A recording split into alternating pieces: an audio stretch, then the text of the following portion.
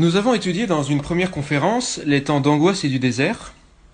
En ce temps-là, il y aura un temps d'angoisse comme il n'y en a jamais eu. L'angoisse et le désert, ce sont ces lieux dans lesquels les événements d'aujourd'hui nous entraînent, soit d'être de plus en plus prisonniers de l'Égypte et de tout ce qu'elle représente, c'est-à-dire les biens matériels, la sécurité, la paresse, soit de conquérir la terre qu'on avait appelée la terre de Gozen, où rien ne peut nous atteindre. En fait, c'est d'accumuler des grâces et de se loger dans le refuge du cœur du Christ. Et on n'est pas perturbé par les événements. Un peu comme des spectateurs du livre de l'Apocalypse qui vont vivre de l'intérieur ce qui se passe dans les lettres aux 7 églises, mais qui vont voir les choses extérieures avec une paix telle que ça ne va pas les atteindre. Dans la seconde, on avait considéré comment on pouvait réagir face à ce qu'on avait appelé une montagne qui fume, c'est-à-dire un événement angoissant. Et on avait vu que quand on avait le cœur pur, les mains innocentes, l'âme qui se garde de l'idolâtrie et la bouche qui évite de dire des faux serments, on était en mesure de savoir quand se mettre en route pour ne pas prendre de risques. En fait, dès qu'on était angoissé, dès que l'angoisse s'arrêtait, on savait que c'était le moment de réagir. Dans la troisième conférence, on a étudié les rouages de l'escalade de la violence, que nous voyons de plus en plus, le fait qu'on se dresse les uns contre les autres, royaume contre royaume, nation contre nation, la spirale de la violence. On avait vu que ce qui accélérait cette violence aujourd'hui, c'était le péché, les rumeurs de guerre, qui sont le fait de présenter une vérité en mentant sur les circonstances, d'exagérer les faits, au niveau des médias par exemple, c'est des choses qu'on voit beaucoup. Aujourd'hui, on va aborder un autre signe que le Christ nous évoque, faisant écho à la théologie de l'Ancien Testament, traite du soleil et de la lune. Il est dit dans les discours sur la fin des temps du Christ, à la fin des évangiles, aussitôt après la détresse de ces jours-là, le soleil s'obscurcira, la lune ne brillera plus, les étoiles tomberont du ciel, et les puissances des cieux seront ébranlées. Notre Seigneur Jésus évoque le fait que les astres, dans les temps où le Christ s'apprête à revenir, les astres n'arrivent plus progressivement à jouer leur rôle habituel. On va donc étudier même ce que représentent ces deux astres que nous connaissons plutôt bien, que nous côtoyons tous les jours, le soleil et la lune, d'un point de vue biblique, et on verra qu'un des points les plus importants des signes des temps, d'après moi, est qu'ils représentent les spécificités de l'homme et de la femme et qui vont en notre temps s'estomper. On va avoir du mal à faire la différence entre un homme et une femme aujourd'hui. On verra en fait que l'homme et la femme peuvent tous les deux être ou le soleil ou la lune, mais que l'homme a une capacité peut-être plus grande à représenter le soleil. Il a en lui quelque chose qui est plus proche du soleil, on va dire, et la lune pour la femme. Et c'est vrai que depuis Galilée, on se concentre beaucoup sur le fait que la Terre tourne autour du soleil. Alors c'est vrai que c'est pas Galilée qui a inventé, il a plutôt remis au jour quelque chose qui était connu dans l'Antiquité. Mais il semble que la perspective la plus intéressante, ce soit plutôt la perspective biblique. Le soleil et la lune sont d'abord deux créatures qui ont été créées pour l'humanité. Et donc ce qui va nous intéresser ce soir, c'est le fait qu'on les voit tous les deux tourner autour de nous. En fait, quand on regarde le ciel, on voit ces astres qui dansent, ils nous éclairent, ils nous réchauffent, et ils changent d'aspect selon le moment de la journée ou du mois. Et je prendrai souvent les mêmes deux exemples qui me semblent représentatifs concernant le soleil et la lune, soit en disant que l'homme est le soleil et la femme est la lune, en parlant d'un couple marié bien sûr, enfin un couple tout simplement, l'homme est le soleil et la femme est la lune, soit en parlant d'un groupe, je vais imaginer en fait un homme qui est à son travail et qui va être sous l'autorité, sous la responsabilité de son responsable au travail, qui va être la lune, et son responsable hiérarchique va être le soleil. Voilà les deux exemples que je donne pour montrer des situations toujours avec le soleil et la lune. Et la lune, en fait, c'est pas n'importe quel membre du groupe, on verra, c'est celui dans le groupe qui adhère à la responsabilité du responsable, qui adhère à son autorité, qui va faire corps, en fait, avec le chef, qui ne va pas être dans une attitude de dissidence. Je vais m'appuyer sur, premièrement, la parole de Dieu éclairée par la tradition de l'Église. Deuxièmement, la tradition juive. Troisièmement, les observations scientifiques que l'on peut faire sur le soleil et la lune, des observations de base en fait. Et quatrièmement, sur des témoignages de personnes qui expliquent la beauté de la différence homme-femme. Et je vais me concentrer plutôt parmi ces gens qui témoignent sur l'homme et la femme, ou alors les responsables et les gens dans son groupe. Je vais m'appuyer sur des personnes qui dégagent quelque chose en lien avec le bonheur, quoi, que ça rend profondément heureux, des gens qui portent beaucoup de fruits dans leur vie, parce qu'aujourd'hui c'est vrai qu'il y a beaucoup de témoignages, et une des difficultés, je pense, pour aujourd'hui, c'est qu'on va souvent prendre des témoignages de personnes sans vérifier est-ce que c'est une personne qui est profondément heureuse de se livrer ce témoignage, ou est-ce que c'est une idée qu'elle assène avec colère. Et dans ce cas-là, on ne peut pas forcément dire que les deux témoignages aient la même valeur, en fait. Les parties que nous allons aborder aujourd'hui, donc, c'est, premièrement, qui sont le soleil et la lune. Deuxièmement, on va faire un zoom sur le soleil. Troisièmement, sur la lune. Et quatrièmement, le soleil et la lune qui s'obscurcissent, c'est-à-dire le signe des temps qui nous intéresse pour aujourd'hui. Dernière partie sur le fait que il est dit qu'il y a un temps aussi où le soleil et la lune doivent briller beaucoup plus que d'habitude.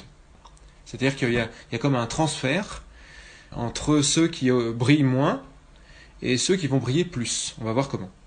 Donc, premièrement, qui sont le soleil et la lune. Deuxièmement, le soleil. Troisièmement, la lune.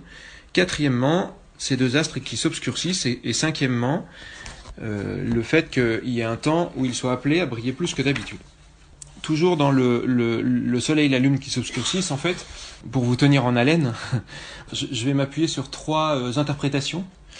Une interprétation qui est l'homme et la femme qui perdent ce qui fait leur spécificité et leur force.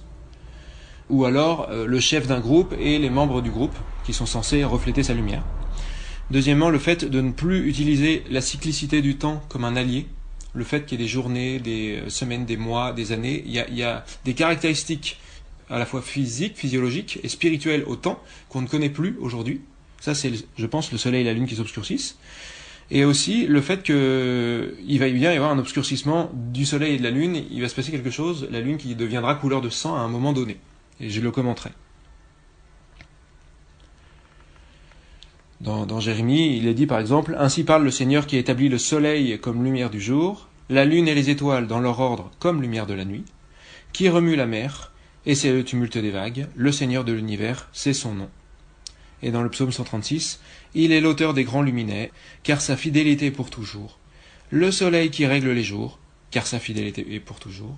La lune et les étoiles qui règlent les nuits, car sa fidélité est pour toujours. » Grand A, qui sont le soleil et la lune? Petit 1, dans le grand 1, les deux astres créent ensemble. Alors, la tradition juive nous dit que les éléments sont créés deux par deux.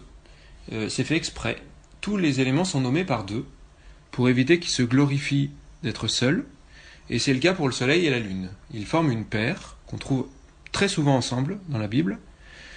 On les nomme ensemble au moment de leur création, donc on les met sur un même plan. Quand ils sont nommés, il y a des petites spécificités qui sont soulignées, comme on l'a vu, et parfois non, c'est simplement pour les nommer. Et les textes qui montrent à quoi nous sommes destinés, par exemple Saint Paul, qui nous dit que par le baptême, c'est comme si on avait à la fois les pieds sur la terre, puisqu'on doit respecter chaque autorité instituée. On se couvre la tête devant son chef, c'est ça qu'il dit. Alors lui, il parle de la femme, mais vous voyez, il y a un parallèle toujours entre... et je vais expliquer pourquoi. Et on a la tête au ciel, c'est-à-dire que quand on est baptisé, on rentre dans une alliance particulière qui fait qu'il n'y a plus ni juif, ni grec, ni esclave, ni homme libre. Il n'y a plus l'homme et la femme, car tous, nous ne sommes qu'un en Jésus-Christ. On est ressuscité avec le Christ. On appartient au peuple saint, c'est le Christ qui est notre tête. À la fois, au départ, il y a une égalité. Nous sommes dans le monde, donc à tout moment, on est ou le soleil ou la lune en fonction de nos situations, et ça peut varier plusieurs fois dans une journée. Ça, c'est parce qu'on est incarné, il y a un ordre, et on est destiné à quelque chose de plus grand, qui fait qu'on est tous égaux, et on a déjà par le baptême un avant-goût de ça, parce qu'on sait que même en respectant, je dirais, un certain ordre dans le monde, on a déjà cette égalité, cette communion qui fait qu'on peut partager spirituellement beaucoup de choses. Alors le soleil, c'est le Seigneur, au départ. C'est de lui que procède toute chose. Le Seigneur, en créant le monde, il a mis en place ses luminaires afin de jouer le même rôle que lui et de créer le monde avec lui. Il y a le soleil, effectivement, qui est le plus remarquable dans le ciel, entre les deux. C'est-à-dire qu'il va avoir, en apparence, la plus grande influence. Et puis la lune, qui a également une influence. Si on compare la lumière, la lune est moins visible que le soleil. Donc c'est toutes les personnes sous la responsabilité du soleil. Et c'est vrai que quand on regarde l'ordre, il y a toujours un responsable en toute chose. Il y a toujours un responsable de service, une seule personne sur les cartes grises, un seul mandataire quand on répond à un appel d'offres. Dans la rue, le soleil, ça va être le gendarme qui est à côté de moi, qui va être le soleil pour moi quand je passe à côté de lui. Dans une classe, ça va être le professeur qui représente le soleil. Dans une paroisse, c'est le curé qui est le soleil. Et si à l'entrée de la messe, il y a une personne qui fait l'accueil quand on rentre dans l'église, au moment où je la croise, c'est elle qui va être le soleil par rapport à moi. C'est-à-dire qu'il y a des autorités, et ces autorités même peuvent être très brèves, quoi. Ça va être au moment où, pendant les 20 secondes où je passe devant l'agent de police, il va être le soleil pour moi, quoi. Voilà. C'est pas forcément une autorité forte, comme peut l'évoquer le mot autorité. Et quand on travaille pour un client, c'est mon client qui est le soleil. J'arrête les exemples, je pense que vous avez compris. La lune, c'est une des personnes du groupe. Tout le monde peut être la lune, mais n'est la lune que ceux qui arrivent à accepter et à faire ce qu'a demandé le soleil, en fait, les règles instituées par le soleil, et qui ont une certaine docilité. Et en fait, en ayant cette docilité, comme on va le voir, à l'action du soleil, elle va elle-même être un canal de grâce qui va influencer le reste du groupe de manière positive. Et le reste du groupe, dans la Bible, il me semble que ça représente la Terre, c'est-à-dire la planète Terre, en fait. Le soleil, c'est ceux qui exercent une responsabilité sur un groupe, ça va être le père de famille, par exemple. La lune, ça va être celui qui exerce une responsabilité moins visible, mais qui est quand même là, et qui va, en fait, refléter le soleil, y compris la nuit, en fait, à des moments où le soleil ne peut pas éclairer. Et tous ceux qui sont dans une certaine inertie, parce que en fait ils vont pas forcément accepter ou refuser ou je sais pas quoi, ils vont représenter la Terre. Ils vont être influencés par le Soleil et la Lune.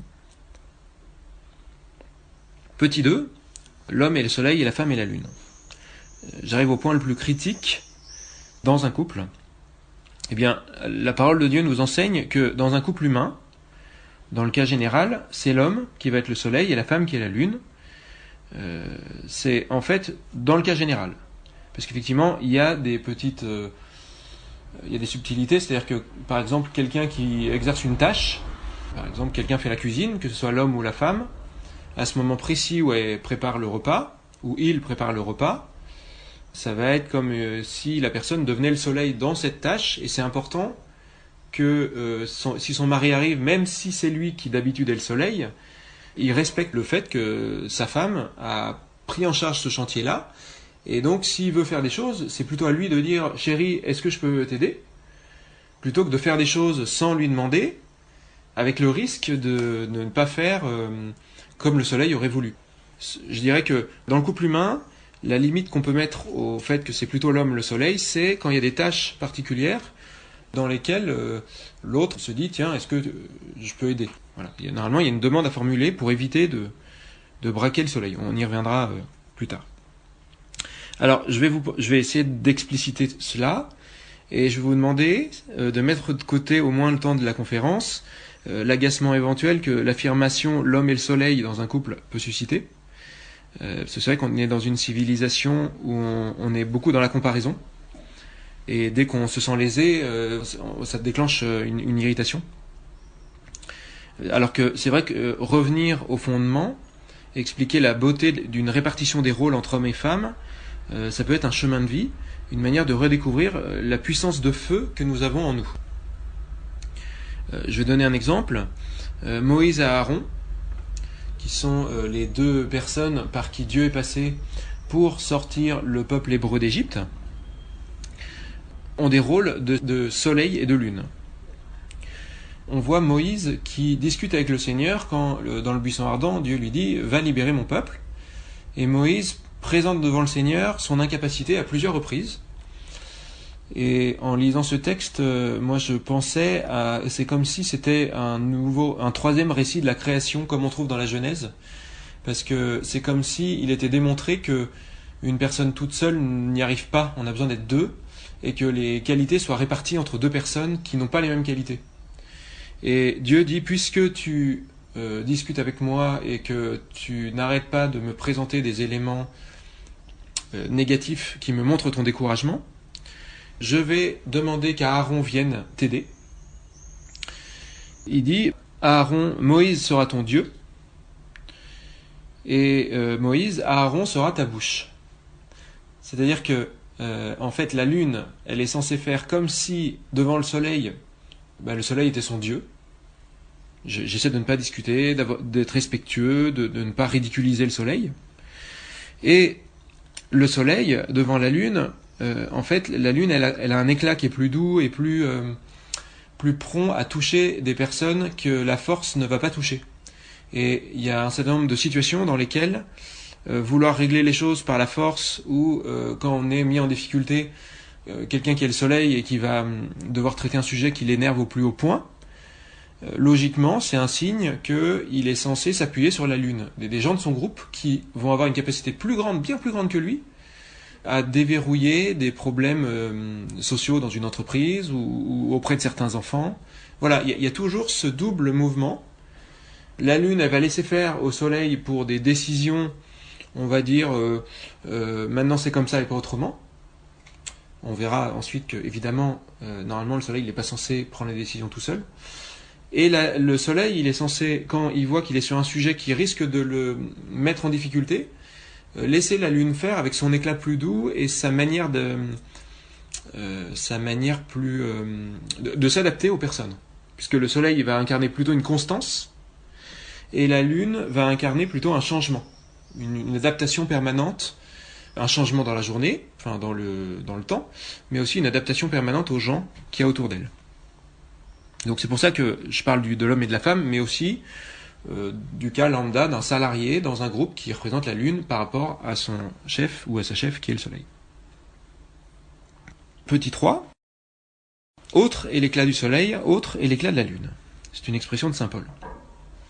Est-ce que vous savez que le soleil est 400 fois plus grand que la lune, mais il est aussi 400 fois plus loin de la Terre que la lune. Donc ça veut dire que depuis la Terre, nous voyons le soleil et la lune de la même taille.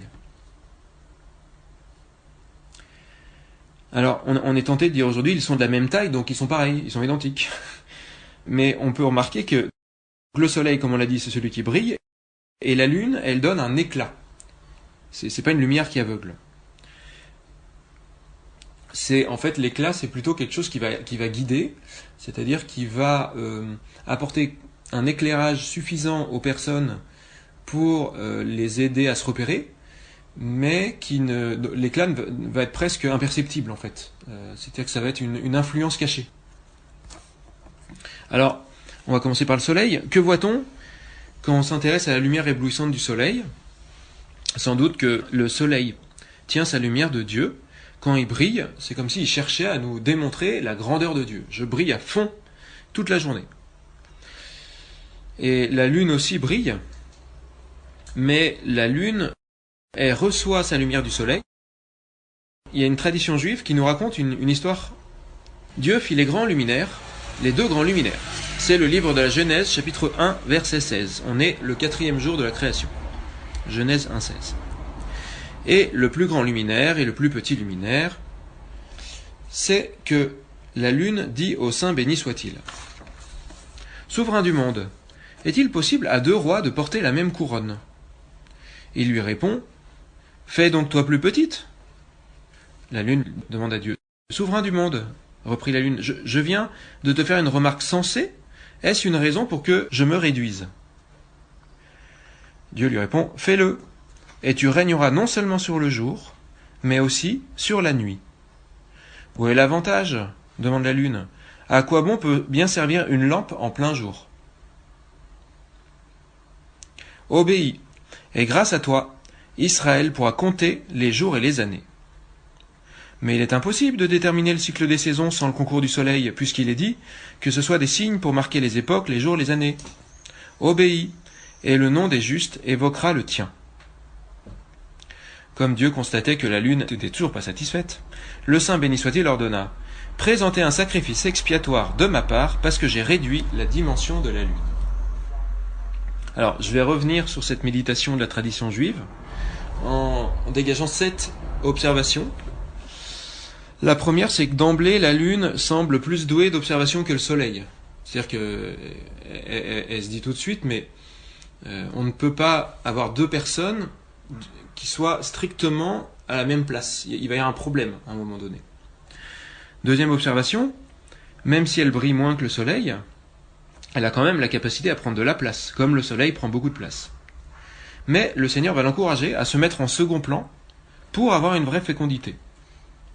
C'est une chose qui est valable pour une femme dans un couple, mais aussi le membre d'un groupe. C'est-à-dire que quand on s'efface, il va y avoir en fait un effet de levier progressif, c'est-à-dire qu'on ne va pas se faire remarquer pendant un moment, et un moment, quand ça va être à nous d'intervenir dans une situation où les gens, en fait on va les prendre de court, il va y avoir une force cachée, puisqu'on va cacher ce qui fait notre force.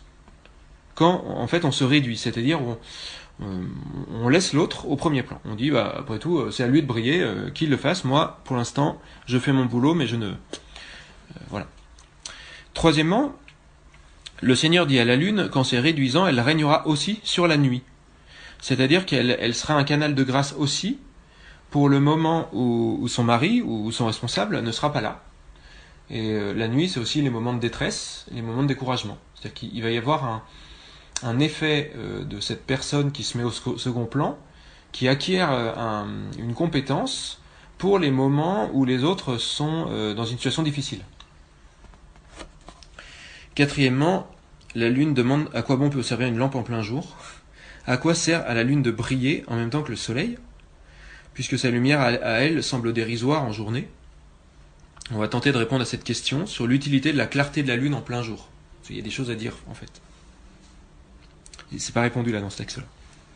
Cinquième observation, le saint, béni soit-il, lui révèle qu'elle a un rôle à jouer pour que le peuple de Dieu, aujourd'hui ça va être les juifs et les chrétiens, le peuple de Dieu compte le temps, et Dieu précise que pour se repérer dans le temps, il faut à la fois le soleil et la lune. Et on a besoin des deux, c'est-à-dire de maîtriser le rôle de soleil qu'on peut jouer quand on est responsable dans une situation donnée, et le rôle de la lune, c'est-à-dire attention, c'est pas moi le soleil, il y a un certain nombre de codes à respecter, et quand je les respecte, je vais avoir une capacité à compter le temps. J'en reparlerai.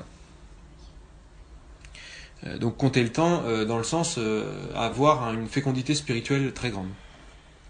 Sixième observation, Dieu lui dit, alors on voit que la lune elle a insisté, c'est-à-dire qu'elle a ses interrogations en fait, le fait qu'elle sente qu'il y a quelque chose à creuser, elle a pris le temps d'insister, et Dieu en fait à chaque fois qu'elle reparle, Dieu va lui donner une grâce supplémentaire. Ça c'est intéressant ce côté demandez, vous recevrez en fait le fait que la lune, enfin la femme qui est le modèle de la lune, je dirais encore plus parfait qu'un membre dans un groupe, elle va avoir tendance à extérioriser quelque chose, et en fait il y a une utilité qui est montrée là et que je trouve mise en scène de manière belle, c'est que Dieu en fait à chaque fois que quelqu'un crie vers lui en disant mais pourquoi ça, explique-moi, etc., Dieu il va répondre, en fait il va donner des grâces à chaque fois. C'est intéressant. Septième observation, le nom des justes va évoquer celui de la lune. C'est-à-dire que lorsque la lune se réduit, elle va laisser la première place au soleil. Donc en faisant ça, en fait, elle va donner de la force au soleil. C'est-à-dire que c'est comme si elle allait peser dans la balance avec le soleil pour le soutenir. Et le nom que le responsable va recevoir de Dieu, ça va être sa mission céleste, ça va être sa récompense, ça va être tout objectif que le soleil va réussir à atteindre. Eh bien, Dieu a promis à la lune que cette récompense du soleil allait être puisée dans le trésor de la lune. C'est-à-dire que il y aura des traces dans la récompense donnée au soleil par Dieu du fait qu'il y a une partie qui vient de la lune. Un peu comme si un responsable dans une entreprise dit j'ai une super idée, voilà. Si elle est mise en œuvre et que tout le monde l'applaudit, il y a un moment ou l'autre, ça va se savoir que cette super idée, elle est due à une personne qui lui avait soufflé. Forcément, en fait. Dieu va faire en sorte que soit mis en lumière le rôle qu'a joué la personne qui n'a pas cherché à être au premier plan dans un premier temps. Le soleil ne pourra pas cacher ad vitam aeternam. C'est-à-dire que c'est comme s'il allait avoir une couronne sur le front, et sur la couronne, il y avait marqué lune. Je pense à la petite Thérèse, par exemple, elle est devenue docteur de l'Église. C'est pas rien, en fait, elle a été dans son Carmel, à faire ses petites tâches quotidiennes, elle a écrit un petit peu, etc. Et en fait, il y a un pape qui a dit, désormais, ces écrits vont être une référence quasiment équivalent avec la Bible. Enfin, ce docteur de l'Église, ça veut dire quasiment ça, quoi. C'est-à-dire que on voit déjà, j'anticipe un peu sur la dernière partie, mais que la lumière à la lune devient comme celle du soleil. On voit que le moment où la lune est récompensée, cet astre va se mettre à briller d'une manière anormale et va éblouir tout le monde en fait. Alors qu'au départ c'était la lune. Et huitième remarque, parce qu'en fait j'en avais une huitième, lorsque le peuple de Dieu implore le pardon du Seigneur, Dieu a promis, comme un impôt, une taxe prise automatiquement sur les demandes de pardon. Quand on dit Kyrie à la messe, quand quelqu'un demande pardon, eh bien, c'est quelque chose qui est pris et donné à la lune pour aider les femmes ou des personnes qui s'humilient en étant la lune, en disant je vais être la lune, pour les dédommager en fait, pour peut-être soigner leur cœur qui accumule une forme d'injustice, parce que régulièrement on s'humilie, mais il n'y a pas forcément de... je pense au Christ par exemple, qui, quand quelqu'un lui dit à mon frère de partager l'héritage avec moi, il lui dit suis-je donc un juge entre vous? En somme, il lui dit sois la lune, c'est-à-dire accepte que l'autre il soit le soleil et que il te lèse momentanément, et qu'en fait en offrant le fait que tu ne vas pas réclamer autant que ce que tu aurais voulu, il y a un renversement un moment et il y a une guérison peut-être dans votre famille, il y a quelque chose qui se passe. La lune est douée d'une grande observation. Quand elle se met au second plan, elle a une grande source de fécondité, notamment de régner sur la nuit, ce qui représente la nuit. La lune brille aussi en plein jour, on peut se demander pourquoi. La lune a une utilité comme le soleil pour compter le temps et donner une fécondité à tous ceux qui appliquent les règles du soleil et de la lune, comme on le verra.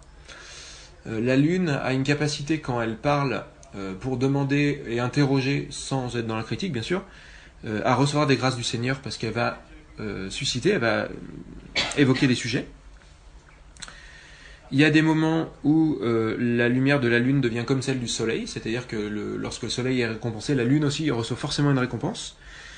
Et il y a une grâce particulière qui est donnée à la lune en dédommagement par le Seigneur à chaque fois que dans le peuple de Dieu on se réunit pour demander pardon. Petit 4. J'arrive au point, la lune honore le soleil. Alors, que ce soit de jour ou de nuit, je regarde la lune, qu'est-ce que je peux voir? Je vois la lumière du soleil qui se répercute sur cet astre, et la lune, par sa beauté, nous renvoie vers la clarté du soleil. Saint Paul a cette phrase déconcertante. Je veux pourtant que vous sachiez ceci, le chef de tout homme c'est le Christ, le chef de la femme c'est l'homme, le chef du Christ c'est Dieu. Et on est tenté de dire, aujourd'hui, c'était comme ça à l'époque, mais ce verset n'est plus d'actualité, et pourtant il semble bien qu'il y ait un véritable mystère, comme une explication d'un canal de lumière amoureuse qui va de Dieu vers les hommes en passant par différentes personnes qui vont répercuter la lumière en fait. Et je vais appeler cette règle la première règle du soleil et de la lune. La première règle du soleil et de la lune, c'est femmes, soyez soumises à vos maris, ou c'est lune, réduis-toi pour laisser le soleil briller plus que toi. C'est-à-dire que tu peux exercer ta force toi aussi, mais je dirais que dans le domaine de la force, laisse faire le soleil, tu verras que tu auras d'autres compétences cachées qui vont faire que ça sera peut-être même toi, d'ailleurs bien souvent ça sera toi la lune, qui aura le dessus sur le soleil, au final en fait. C'est comme le lièvre et la tortue, excusez-moi de dire ça, mais on verra que la lune va un peu moins vite que le soleil dans le ciel, et ben c'est la tortue qui gagne par sa constance et par son... parce qu'elle est maligne en fait.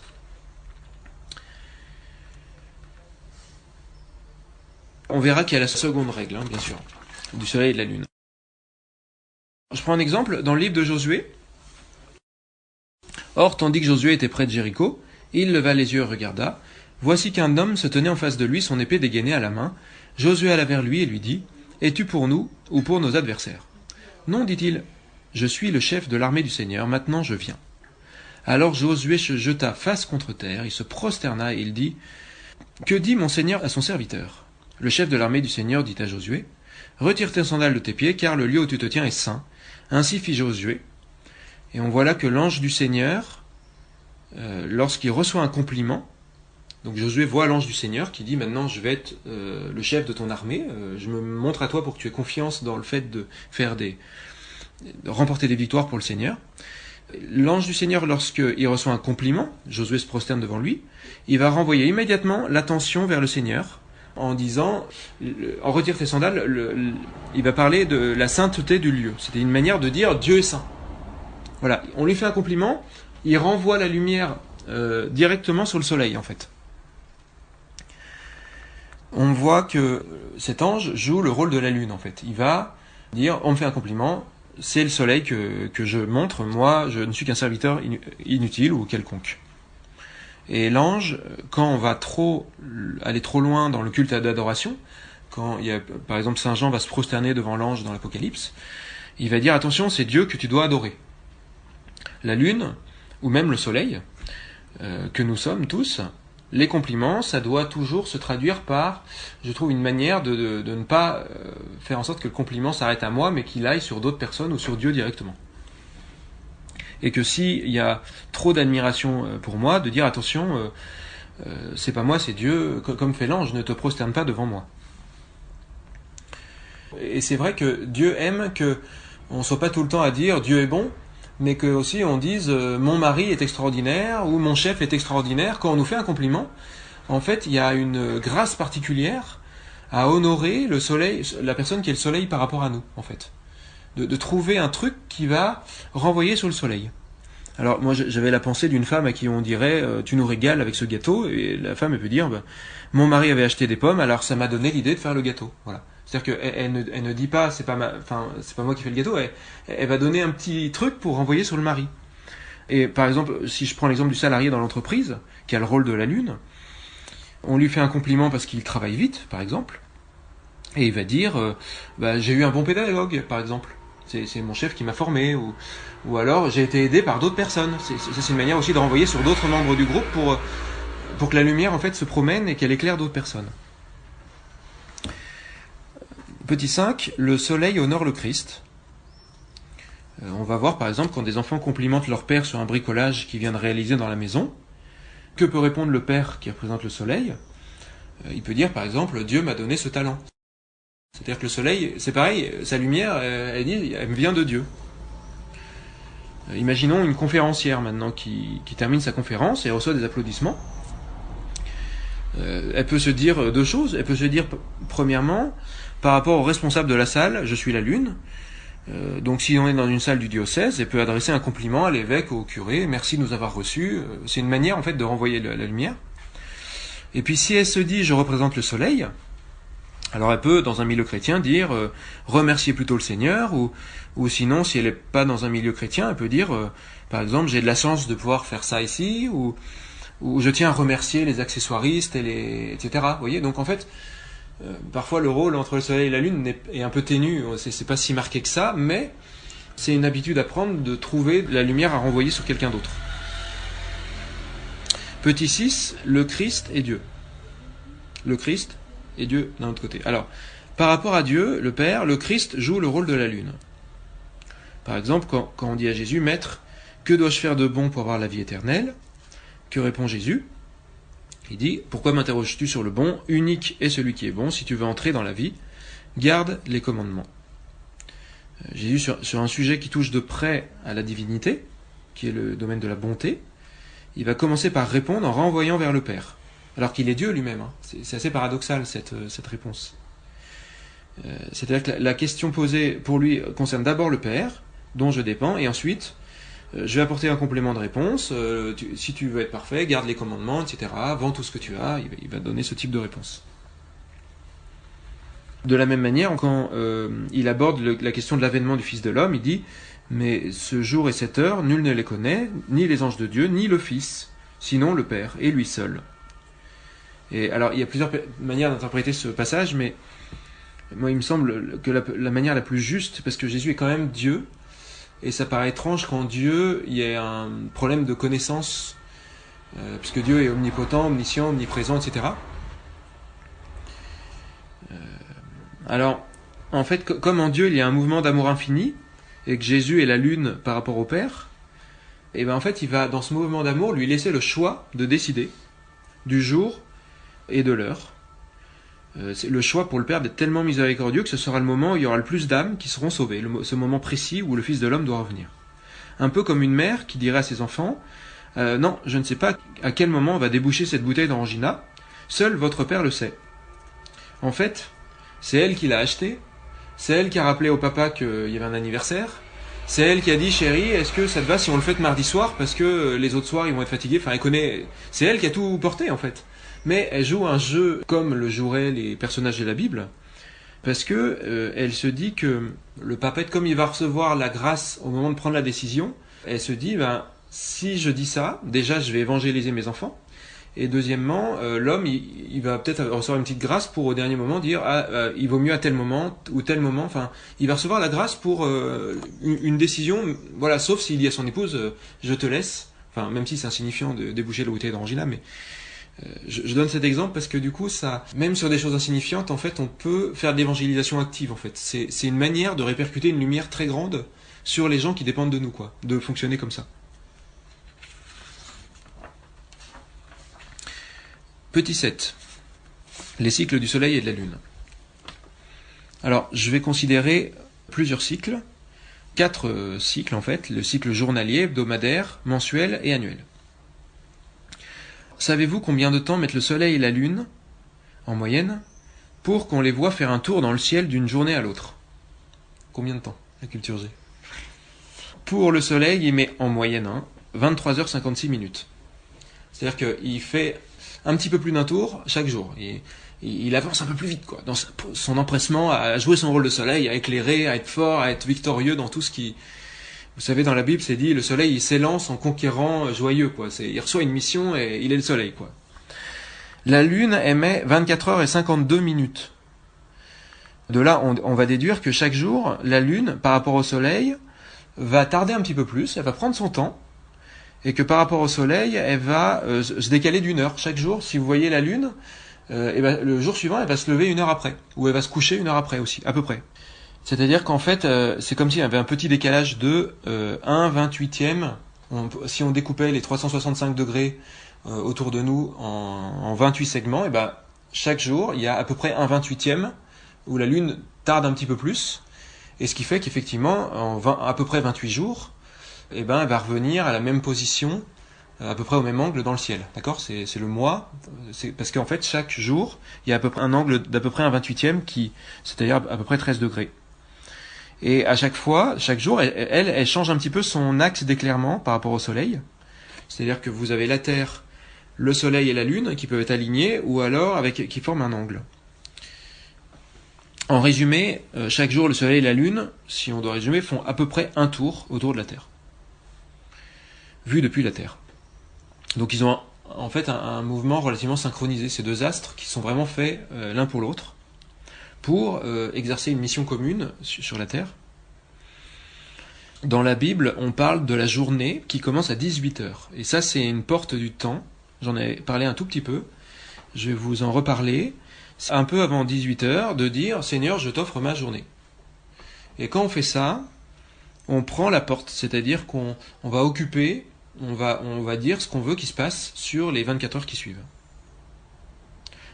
Seigneur, je t'offre ma journée. Seigneur, je proclame ta victoire sur la journée qui vient, sur tel ou tel problème.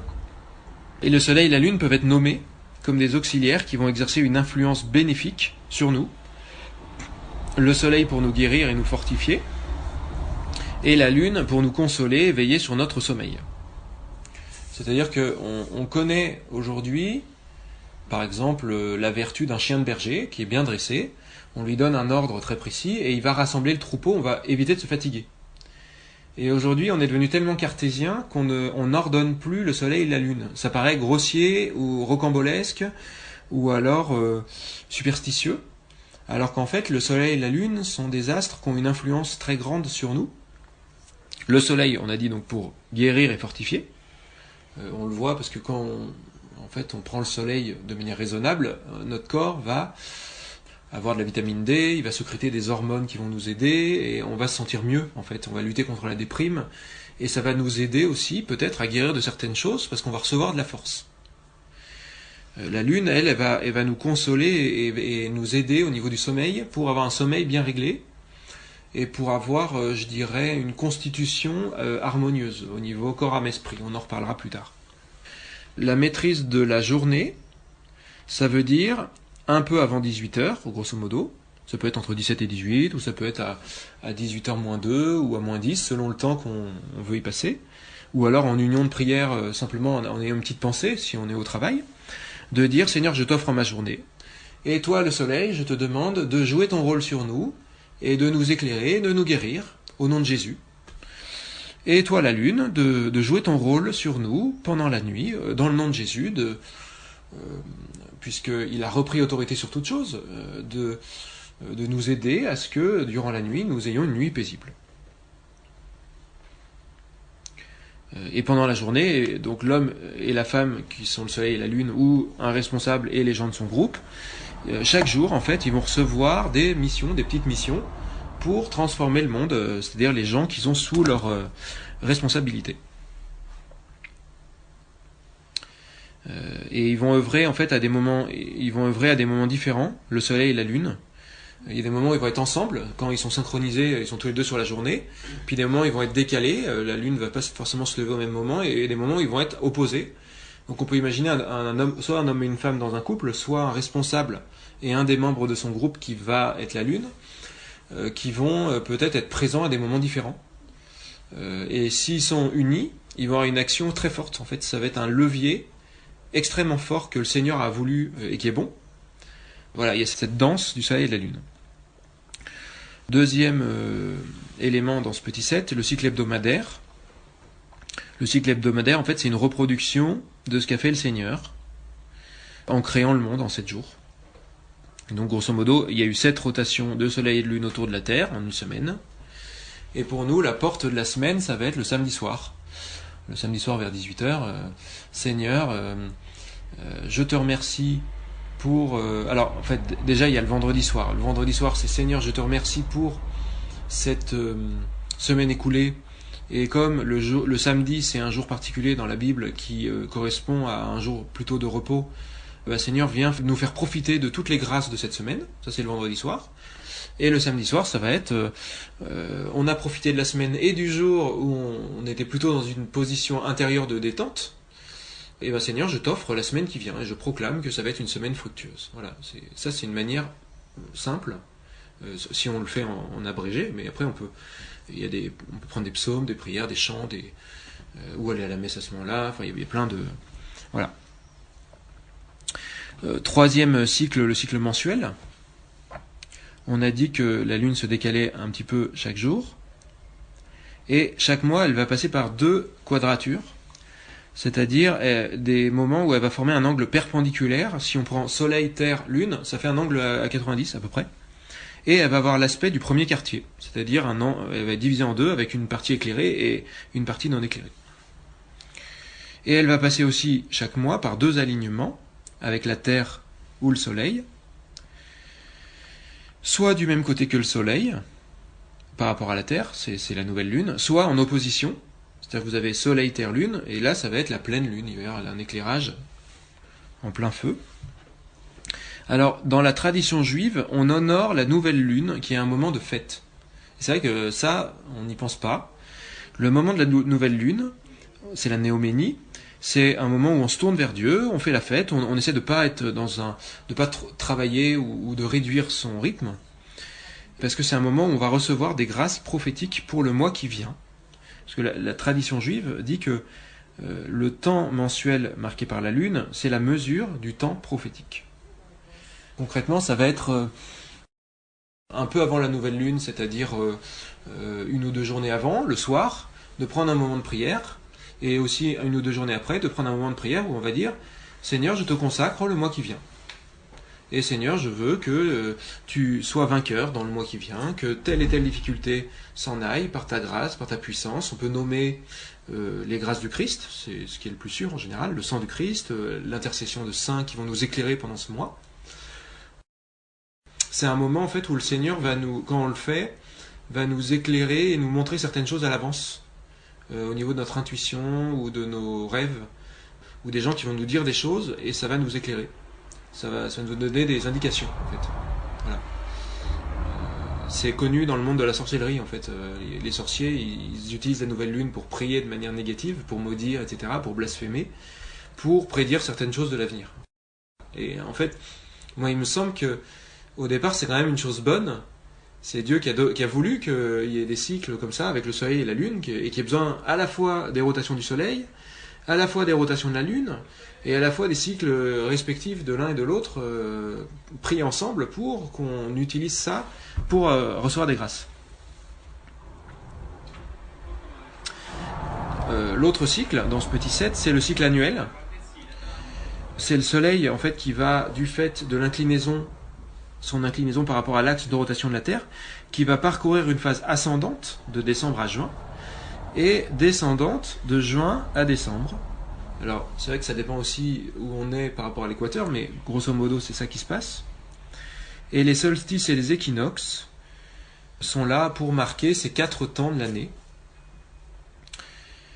Il est dit dans Luc 4, 19, « L'Esprit du Seigneur m'a oint pour proclamer une année de grâce. » Voilà, c'est-à-dire que, moi je pense que Jésus, il a dû donner cette parole-là à un moment, à mon avis, ça devait être en mars, lors de l'équinoxe de printemps.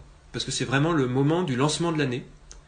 Donc on est aux alentours du 20 au 21 mars. Et on a les 4 temps où on va, c'est pareil, quelques jours avant, quelques jours après, le soir, dire Seigneur, je t'offre ce trimestre qui vient. Alors si c'est le 21 mars, c'est aussi l'année qui vient. Et je proclame que tu vas... Alors en fait, il faut penser à la saison qui vient et quels sont les points positifs et les points négatifs. Si c'est par exemple en mars, ça va être le printemps. Seigneur, tu vas bénir mon jardin, tu vas nous donner l'eau, tu vas bénir mon travail, tu vas bénir nos projets, tu vas nous faire sortir de l'hiver, tu vas nous faire sortir de la torpeur dans laquelle nous étions un peu en hiver parce que l'hiver c'est plus difficile. Voilà. Et ces 4 temps sont des temps vraiment qui vont nous permettre d'avoir beaucoup de grâce pendant l'année ou le trimestre qui vient. Petit 8. L'influence du soleil et de la lune. Alors, le soleil et la lune ont tous deux un mouvement qui, depuis la Terre, exerce une influence gravitationnelle, une influence sur les marées, puisqu'on a à peu près 2 marées hautes et 2 marées basses chaque jour, avec un petit décalage chaque jour. Et il y a 3 sphères qui vont être influencées, c'est l'atmosphère, les océans et la Terre. On pense aux océans, mais on ne pense pas forcément à l'atmosphère et à la Terre. Ils vont être influencés un peu à la manière d'une boule anti-stress qui va se déformer de manière ovoïde, vous savez, à cause de l'attraction principalement. Pour la Terre, par exemple, la marée terrestre, ça va être de l'ordre d'1 mètre chaque jour, des deux côtés, qu'il va y avoir une déformation. C'est incroyable. Pour la marée avec donc les océans, ça va être au maximum 20 mètres pour les plus fortes marées. Il faut imaginer l'ellipse qui fait 20 mètres de plus entre la marée haute et la marée basse. Pour l'atmosphère, j'ai pas les chiffres, mais vous avez compris l'idée. Alors, l'atmosphère va être attirée par la force gravitationnelle de la Lune et du Soleil, mais ce qui a le plus d'influence, ça va être la chaleur du Soleil. Parce que l'air va être sensible au rayonnement avant d'être sensible à l'attraction, à la gravité. Les océans, ils vont être influencés, d'après vous, par qui? La Lune, le Soleil, les deux ou... La Lune. Et bien en fait, ils vont être influencés par les deux. Mais principalement par la Lune. Le Soleil, lui, il a une capacité d'influencer les marées aussi, qui est égale à peu près 40% de l'influence de la Lune. C'est-à-dire que si vous cumulez Lune plus Soleil, ça fait 140%. Et quand il y a un alignement du Soleil et de la Lune, surtout quand ils sont du même côté, c'est là que vous avez les marées les plus fortes. Donc l'eau, ça va être la Lune, principalement. Et aussi un peu le Soleil. On va dire 2 tiers la Lune, et 1 tiers le Soleil. Et la Terre, elle va être influencée par... Perdu. La Lune. La Terre, ça va être la gravité qui va être déterminante. Ça va être les deux, effectivement, mais surtout la Lune. En fait, parce que la force de gravité, c'est une force qui va être inversement proportionnelle au carré de la distance. Et donc, le Soleil est 400 fois plus loin, donc il va avoir, même s'il est plus gros, plus massif, il va être beaucoup moins influent au niveau de la gravité que la Lune qui est plus proche. Voilà. C'est comme ça que ça s'explique. Alors, j'ai trouvé deux interprétations sur ces trois sphères, l'atmosphère, la mer et la terre. Première manière de le voir, c'est le corps, l'âme et l'esprit des enfants de la famille ou des personnes du groupe. Le corps, l'âme et l'esprit. Le corps, c'est ce qui est le plus extérieur, représenté par l'atmosphère de la Terre. C'est le Soleil qui, par sa chaleur, a le rôle le plus marqué pour que les gens du groupe ou les enfants se sentent en sécurité d'un point de vue physique, qui va mettre en place les conditions, le responsable d'une entreprise qui va mettre en place les conditions pour que les salariés ils ont un bureau, que les portes soient fermées pour pas qu'il y ait d'intrusion, qu'il y ait l'électricité. Voilà, c'est des conditions physiques. Le Soleil, c'est sa compétence, plus que la Lune, de faire en sorte que physiquement, on se sente bien, en sécurité. Deuxième sphère, c'est l'âme, c'est représenté par la mer. Et là, c'est plutôt la Lune qui a le plus d'effet. L'amour d'une maman. Alors la gravité, à mon avis, ça représente l'amour. En fait, c'est l'amour d'une mère va avoir plus d'influence sur ses enfants, même si le père il aime aussi, mais l'amour d'une mère il va avoir une influence très très forte en fait, qui va déplacer de manière invisible la mère, c'est-à-dire qui va représenter l'âme de l'enfant ou l'âme d'un groupe. C'est-à-dire qu'un salarié lambda va avoir plus d'influence sur l'unité intérieure des autres salariés que le chef. Parce que, imaginez, le chef, il va dire quelque chose, les salariés, ils vont discuter entre eux, et ils vont dire, mais oui, mais faut pas le prendre comme ça, et puis, regarde le boulot intéressant qu'on a, vous voyez, c'est-à-dire que sur les émotions, sur les passions, sur les inquiétudes, sur tout ce qui nous traverse, c'est ce qui représente l'âme, en fait. C'est plutôt la Lune qui va être la pièce maîtresse de l'âme. L'esprit, c'est-à-dire la partie la plus intérieure de nous-mêmes, qui va être représentée par la Terre, c'est encore la Lune qui a le plus d'impact sur la spiritualité des enfants, sur la spiritualité des membres du groupe, sur leur être profond, si vous voulez. Ça, c'était la première interprétation des influences du Soleil et de la Lune. J'en ai une deuxième à vous proposer. Ça va être le monde angélique, le monde démoniaque et l'humanité. Le monde angélique, représenté par l'atmosphère, c'est plutôt l'homme qui va l'influencer le plus, parce que, l'homme dans un couple bien sûr, dans le cas général, ou un responsable, le Soleil, parce qu'il va créer des règles, il va faire des choses en disant voilà comment on fait, il va donner la grande direction, si j'ose dire, il va faire en sorte que la structure, l'édifice tienne, l'entreprise par exemple, ou l'équipe si c'est un manager, ou le père de famille qui va faire en sorte qu'il y ait une maison, en fait il va penser à toutes ces choses extérieures qui mettent en sécurité. Et du coup, le monde angélique va appliquer les règles que le Soleil va édicter. Les anges vont tout faire pour favoriser tous ceux qui respectent les règles, ou défavoriser tous ceux qui trichent ou qui sont paresseux. Le monde démoniaque, maintenant, qui va représenter les mers, et c'est vrai que dans la Bible, la mer, ça représente toujours les forces des ténèbres, ça va être plutôt la Lune qui a le plus d'impact, qui va mettre en fuite les esprits mauvais, simplement parce que la Lune, quand elle a une paix en elle, une joie en elle, une pureté en elle, ça horrifie le monde démoniaque en fait. C'est une présence, je dirais, la Lune quand elle se réduit, qu'elle dit je vais faire preuve d'un peu d'humilité, même si j'ai pas forcément envie, une certaine paix, rien que sa présence crée une déflagration en fait comparable à celle que crée la Lune sur les marées. Alors le Soleil aussi, il va avoir une influence, un tiers de l'influence c'est aussi le Soleil, mais voilà, la Lune en a un petit peu plus. Et l'humanité, représentée par la Terre, c'est plutôt la femme qui va avoir le dessus pour attirer à Dieu les âmes, en fait. Parce que la femme, elle a un cœur qui va enfanter les gens autour d'elle, qui va enfanter ses enfants, et qui va en permanence amener à Dieu des gens, en fait, parce que c'est dans sa nature de prendre les personnes autour d'elle et de les confier à Dieu, de les offrir et de les aider à porter les souffrances. Et les salariés dans une entreprise, ça va être pareil, ils vont se prendre de plein fouet certaines règles un peu trop un peu trop raide édictée par le soleil, qui dit maintenant on fait comme ci, comme ça, maintenant tout le monde finit à telle heure. Le soleil parfois édicte des règles qui sont un peu trop difficiles à appliquer, qui ne prennent pas en compte la spécificité de la Lune. Et la Lune va éviter que certains ne tombent, et donc la plus grande influence sur la Terre. Donc c'est une formidable complémentarité, ce qui fait que l'homme et la femme vont avoir une influence qui est énorme sur les enfants.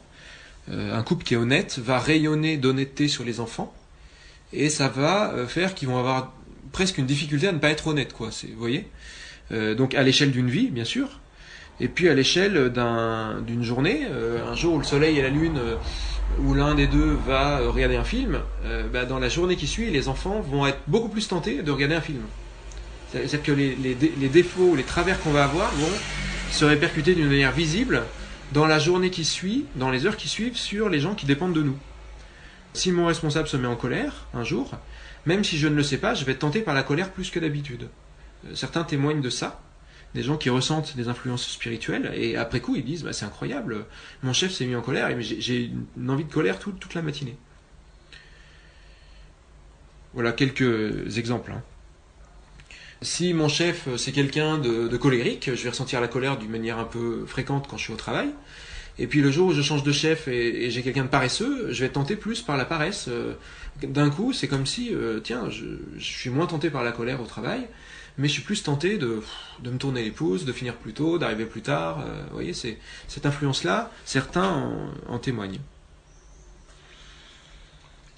Dans Job, il est écrit « Qui me fera revivre les lunes d'antan, ces jours où Dieu veillait sur moi, quand sa lampe brillait sur ma tête, et quand dans la nuit j'avançais à sa clarté. » Job nous indique que les influences spirituelles que nous recevons de nos parents, de nos responsables, sont une manière pour Dieu de veiller sur nous. La lampe du soleil va briller sur ma tête, et la clarté de la lune va me permettre d'avancer même quand c'est la nuit pour moi, quand je suis dans une zone de difficulté. C'est-à-dire, je me laisse faire par les gens qui exercent une responsabilité sur moi, et ma tête va se mettre à briller, soit comme un soleil pour les gens qui dépendent de moi directement, soit comme la lune si je suis à égalité avec une autre personne. Et quand j'ai un doute, je vais faire comme le Christ dit, c'est-à-dire, dans le doute, tu pardonnes, tu tends l'autre joue, dans le doute, sois la lune, en fait. Ne cherche pas à être le soleil. Voilà, la vie chrétienne, c'est plutôt d'être la lune. Et du coup, si j'ai des enfants qui me résistent, qui ne m'obéissent pas, le Seigneur est peut-être en train de me montrer que je suis une mauvaise lune. C'est-à-dire que quand mon responsable me demande des choses, je ne vais pas être suffisamment prompt, je ne vais pas suffisamment bénir en disant « Seigneur, merci pour cette décision qu'a pris le soleil. » Vous voyez, ou nos parents, même quand les difficultés relationnelles avec nos parents, notre chef ou nos enfants, vont souvent refléter la même difficulté qu'on génère quand c'est nous qui sommes le soleil ou la lune ou vice-versa. Vous voyez, le transfert se fait comme ça, et certaines difficultés, ça demande à être analysé comme ça. C'est assez intéressant de voir ça.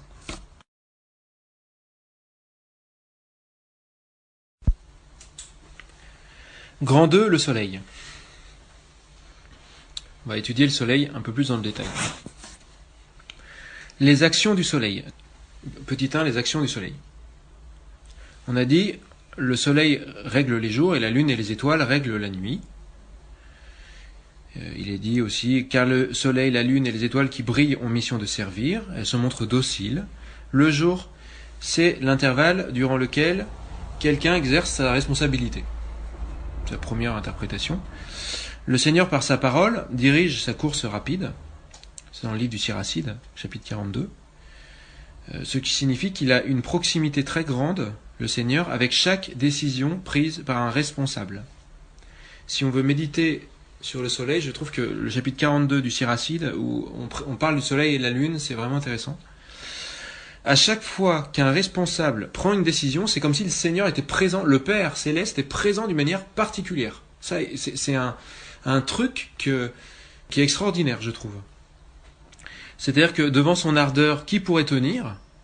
Le soleil, c'est une force de frappe du Seigneur dans le monde, et la manière dont Dieu se plaît à déchaîner sa puissance, c'est l'ensemble des responsabilités qu'il a confiées à chacun. Et comme il sait tout, il peut tout, il voit tout, en fait, même quand un mauvais responsable prend une décision, c'est le Seigneur qui, à travers lui, prend cette décision. C'est-à-dire qu'il sait que le monde a besoin d'un électrochoc, et c'est lui qui veut que le responsable dise maintenant on va imposer telle chose, telle loi mauvaise. C'est le Seigneur qui à un moment veut s'inscrire, je dirais, dans le flot de toutes les décisions que chacun a prises et qui font que on se retrouve par exemple égaré ou plutôt béni à l'échelle d'une famille ou d'une nation, et que un responsable va dire maintenant on fait ça. C'est vraiment le Seigneur qui veut chaque décision. Même si on peut dire il aimerait encore plus que, in fine, que cette décision soit une bonne décision. Mais si ce chef prenait une bonne décision, ça voudrait dire que son pays ou sa famille, ce seraient des gens plutôt bien disposés, que ce seraient des gens droits d'esprit, etc. En fait, un responsable qui prend une mauvaise décision, on en avait parlé un petit peu, c'est d'abord parce qu'un peuple s'est égaré. C'est là que le soleil il s'égare, en fait. Il se laisse entraîner. Saint Paul dit, dans la première lettre aux Thessaloniciens, au chapitre 2, il nous parle de la mission d'apôtre, et il va parler successivement du fait qu'il est un apôtre un peu comme une mère et un peu comme un père. Nous avons été, pour chacun de vous, comme un père avec ses enfants. Nous vous avons encouragé, réconforté, supplié d'avoir une conduite digne de Dieu, lui qui vous appelle à son royaume et à sa gloire. Je pense que l'encouragement, on peut le faire correspondre à la lumière du soleil, le réconfort à sa chaleur et la supplication à la brûlure. Alors, petit 2, la lumière du soleil. La lumière, c'est plutôt les règles fixées par un responsable. C'est le fait de conduire un groupe. Par exemple, l'obligation de rouler à droite, de limiter la vitesse, tout le code de la route. Ça va être comme un encouragement pour le peuple français à utiliser nos automobiles de manière saine. Et on a, grâce à ces lois, un vrai degré de liberté, c'est de pouvoir nous déplacer tous en voiture, dans des bonnes conditions. C'est une lumière pour nous. Alors, prenons d'autres exemples de la lumière du soleil. Le jour, pour un chef d'entreprise ou un responsable d'un service, ça va être l'ensemble des heures travaillées. Et durant ce temps, le responsable va fixer un ensemble de règles. Et la lune, donc un membre du groupe, va accepter avec joie de se plier à ces règles et de faire qu'elles deviennent source de vie pour les autres. Dans un couple, dans le cas général, c'est l'homme le soleil. C'est lui qui incarne la loi. La femme qui est la lune va avoir moins d'intérêt à se battre pour fixer elle-même les règles parce que sa lumière est moindre par rapport au soleil. Et en fait, une femme qui va trop se battre sur c'est moi qui décide, en fait, comme sa lumière, elle a une lumière différente, elle va se mettre dans une zone d'inconfort et de fatigue. Et ça va la mettre en difficulté vis-à-vis de ses enfants et vis-à-vis de son entourage. Parce qu'elle a une lumière qui est trop changeante, en fait. La femme, sa compétence, c'est d'abord une capacité d'adaptation, en fait. C'est une lumière différente. Et une capacité d'aimer, comme on le verra après. Mais dans le domaine d'être inflexible et de dire on fait comme ça, et avant de changer les règles, on va réfléchir avec un esprit très masculin, en fait, c'est vrai que l'homme, il a quand même ce talent-là, quoi. Le côté très pragmatique, la règle, tac, machin.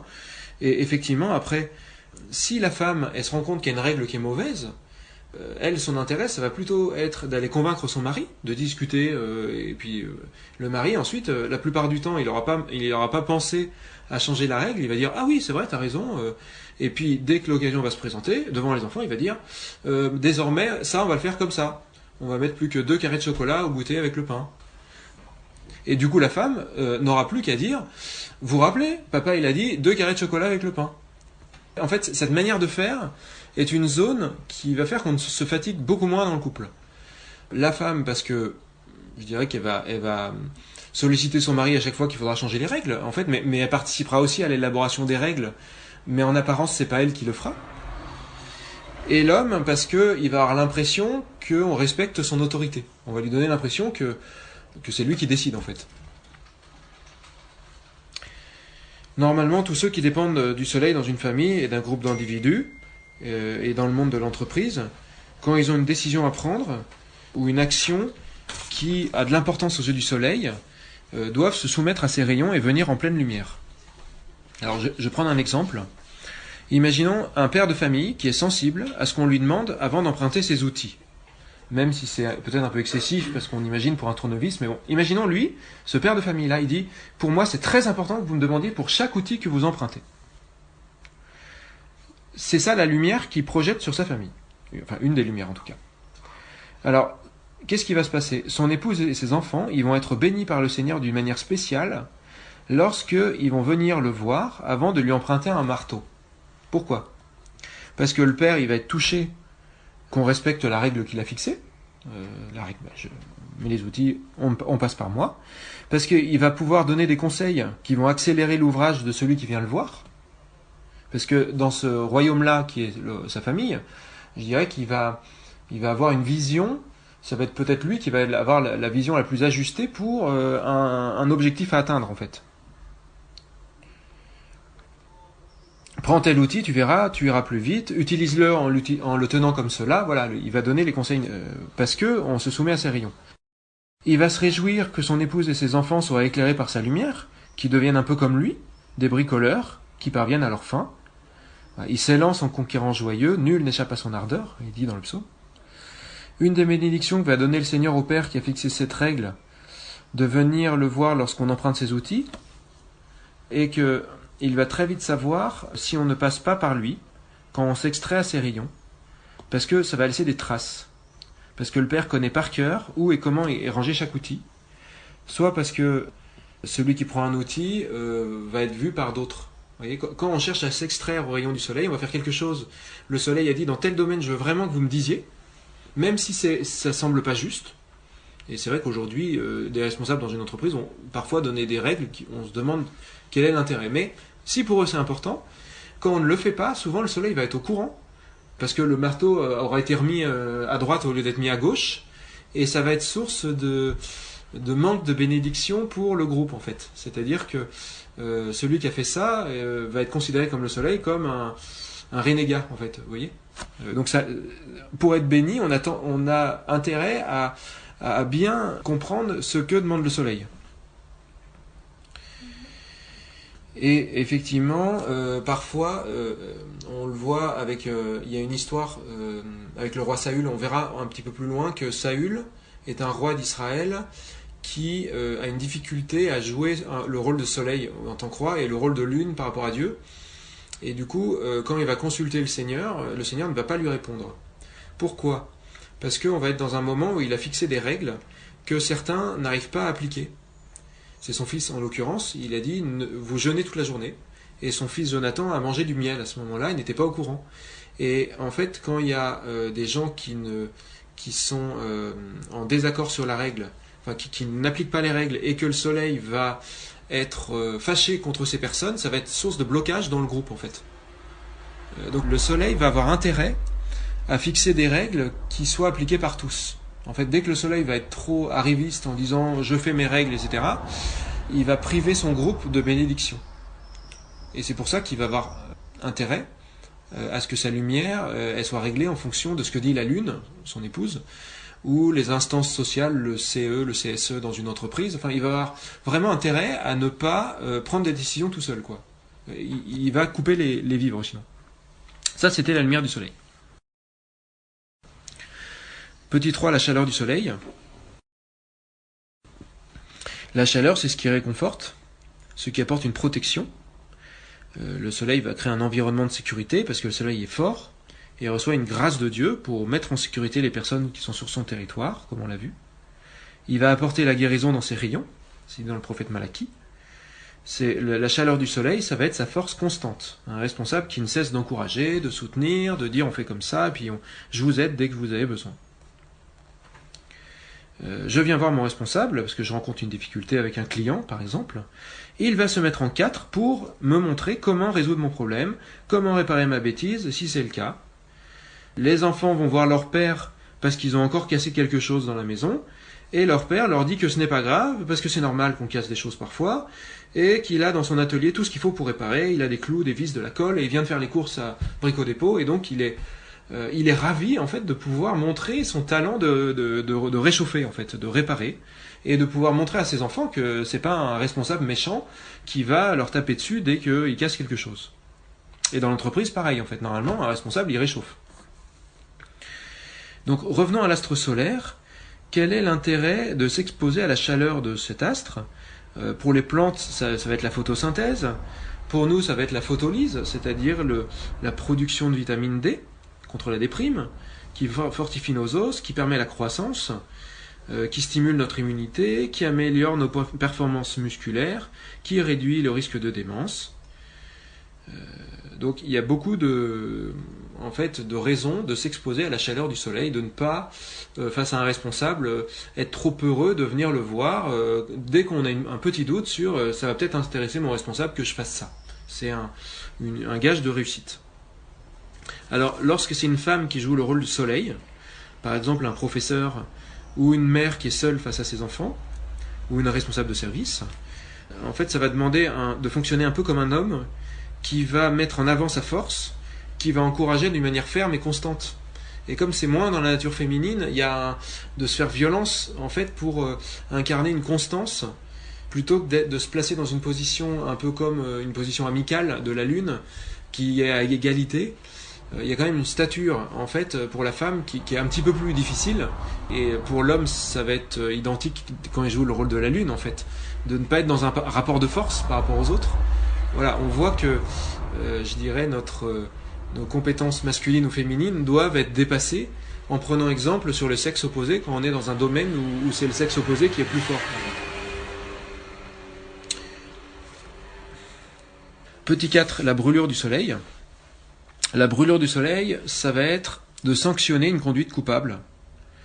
C'est comme si c'était la dernière chance que le soleil offrait à quelqu'un de changer. En fait, je vais passer par la sanction parce que les autres manières n'ont pas marché. Pour celui qui ne veut pas comprendre, par exemple, dans le livre des Nombres, chapitre 25, le peuple vient de se livrer à la débauche avec les filles de Moab. Le Seigneur dit à Moïse, saisis tous les chefs du peuple, fais-les pendre devant le Seigneur à la face du soleil, afin que l'ardente colère du Seigneur se détourne d'Israël.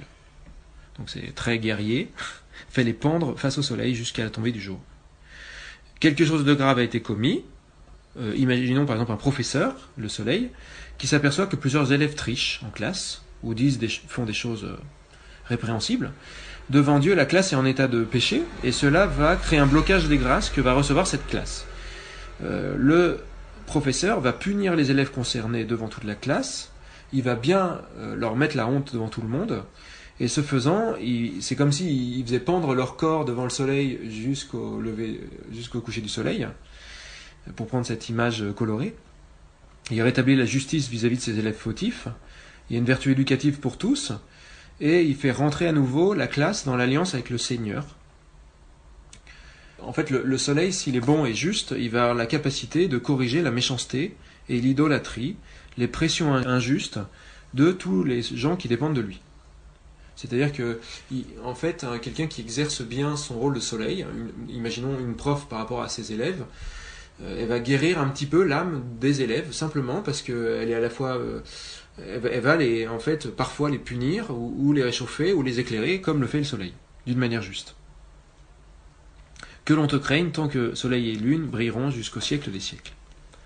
Le roi David, lorsqu'il commet en secret l'adultère avec Bethsabée, puis il commet le meurtre de son mari Uri le Hittite, il se fait morigéner par le Seigneur, à travers le prophète Nathan, qui lui dit « Je vais te corriger devant tout le monde, sous le soleil.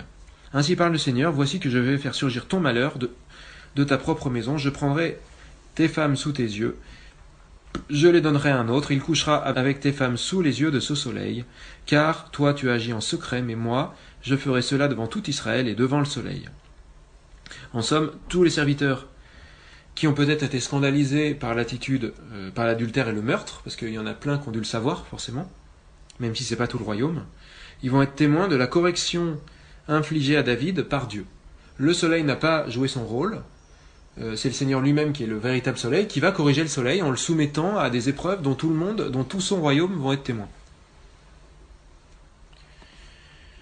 Petit 5, le cycle du soleil.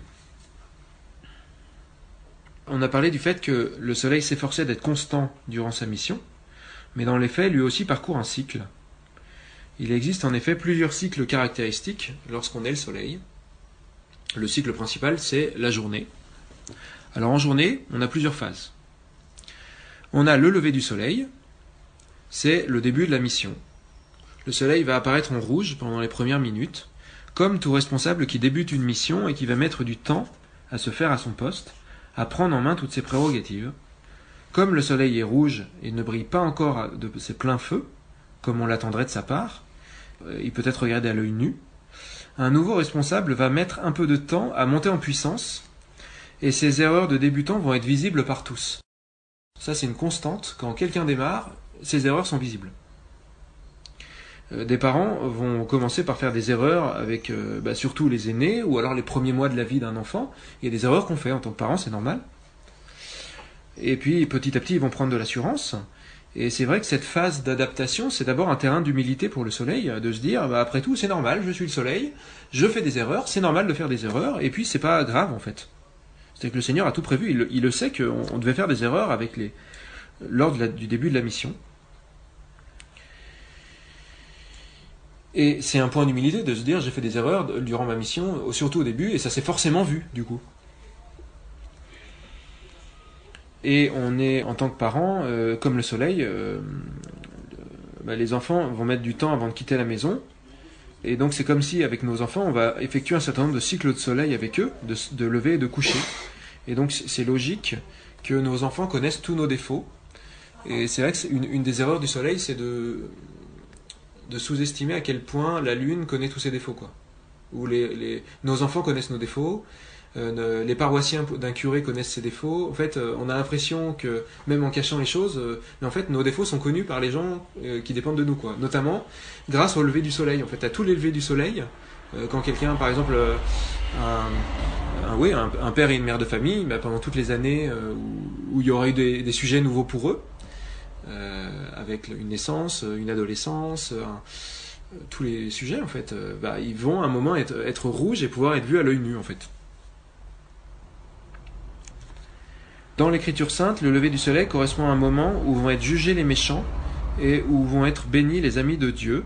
C'est-à-dire que ça peut être une chose qui peut nous consoler, c'est de dire que Dieu va nous prendre notre défense, et les anges vont prendre notre défense devant toutes nos erreurs quand on débute quelque chose. Et juger les méchants. Et d'ailleurs, c'est quelque chose qu'on peut demander, Seigneur, je débute une mission, alors je sais que je réclame l'indulgence, je réclame ta mansuétude, je réclame... parce que je sais qu'il y en a qui vont m'accuser là au ciel en disant il s'est trompé, etc. pour me tenter. Mais moi, je déclare que c'est normal, le lever du soleil, c'est normal d'être moins efficace. Et il va donner des bénédictions particulières, comme me disent mes parents, par exemple, tout enfant arrive avec son pain. Il y a un nouveau lever de soleil pour nous on a un nouvel enfant, il y a une nouvelle mission pour nous. Je vais avoir des bénédictions spéciales pour peut-être trouver un nouveau travail, trouver une maison, avoir une augmentation pour subvenir aux besoins pour cette nouvelle mission. Autre exemple, Salomon succède au roi David et il va juger un certain nombre de personnes qui ont tourmenté son père David, notamment cet homme qui l'a insulté devant tout le monde. Il va exercer la justice vis-à-vis de tous ces gens qui ont été mauvais avec lui ou de ces gens qui ont été bons, et qui va récompenser. Un nouveau responsable qui arrive, souvent, va corriger certaines choses que celui d'avant, n'arrivait pas à corriger. Et il va y avoir une amélioration, toujours une petite amélioration par rapport à avant, en fait. Parce que le royaume de Dieu progresse. Deuxième moment dans le cycle journalier du soleil, c'est le milieu de la journée. C'est le moment où le soleil brille le plus, où il chauffe le plus, où les sujets du soleil sont le plus susceptibles de sentir ses effets. C'est le milieu de sa mission.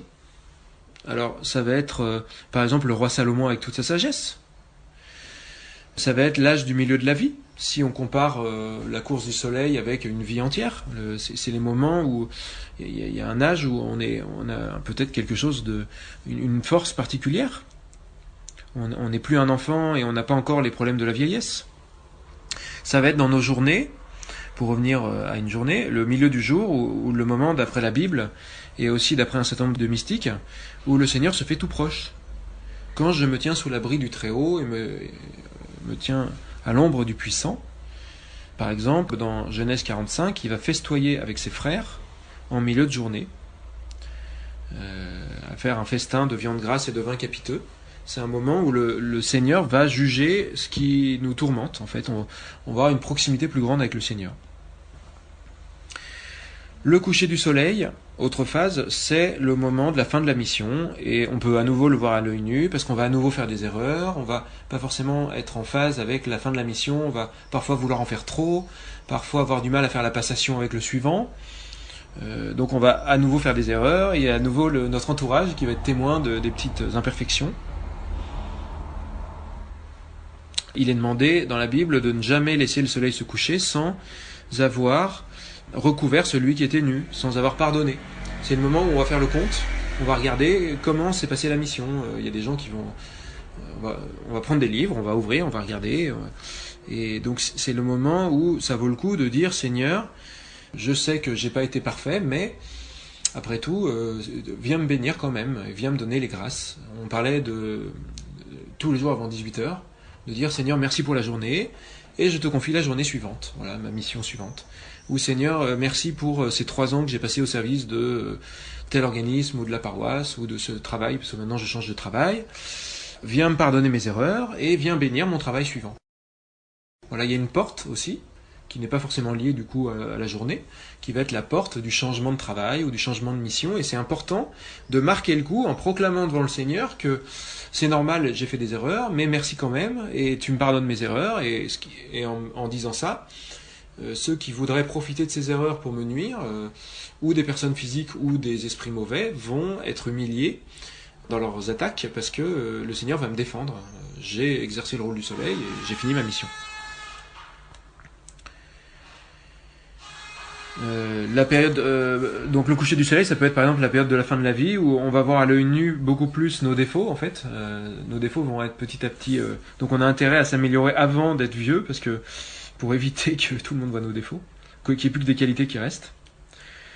C'est le moment où les lions rugissent après leur proie, le coucher du soleil. Donc ça va être effectivement tous les esprits mauvais, mais nous, quand on est fort, on est un lion, et donc on va rugir après notre proie. On va dire Seigneur, viens me donner la nourriture pour la journée suivante.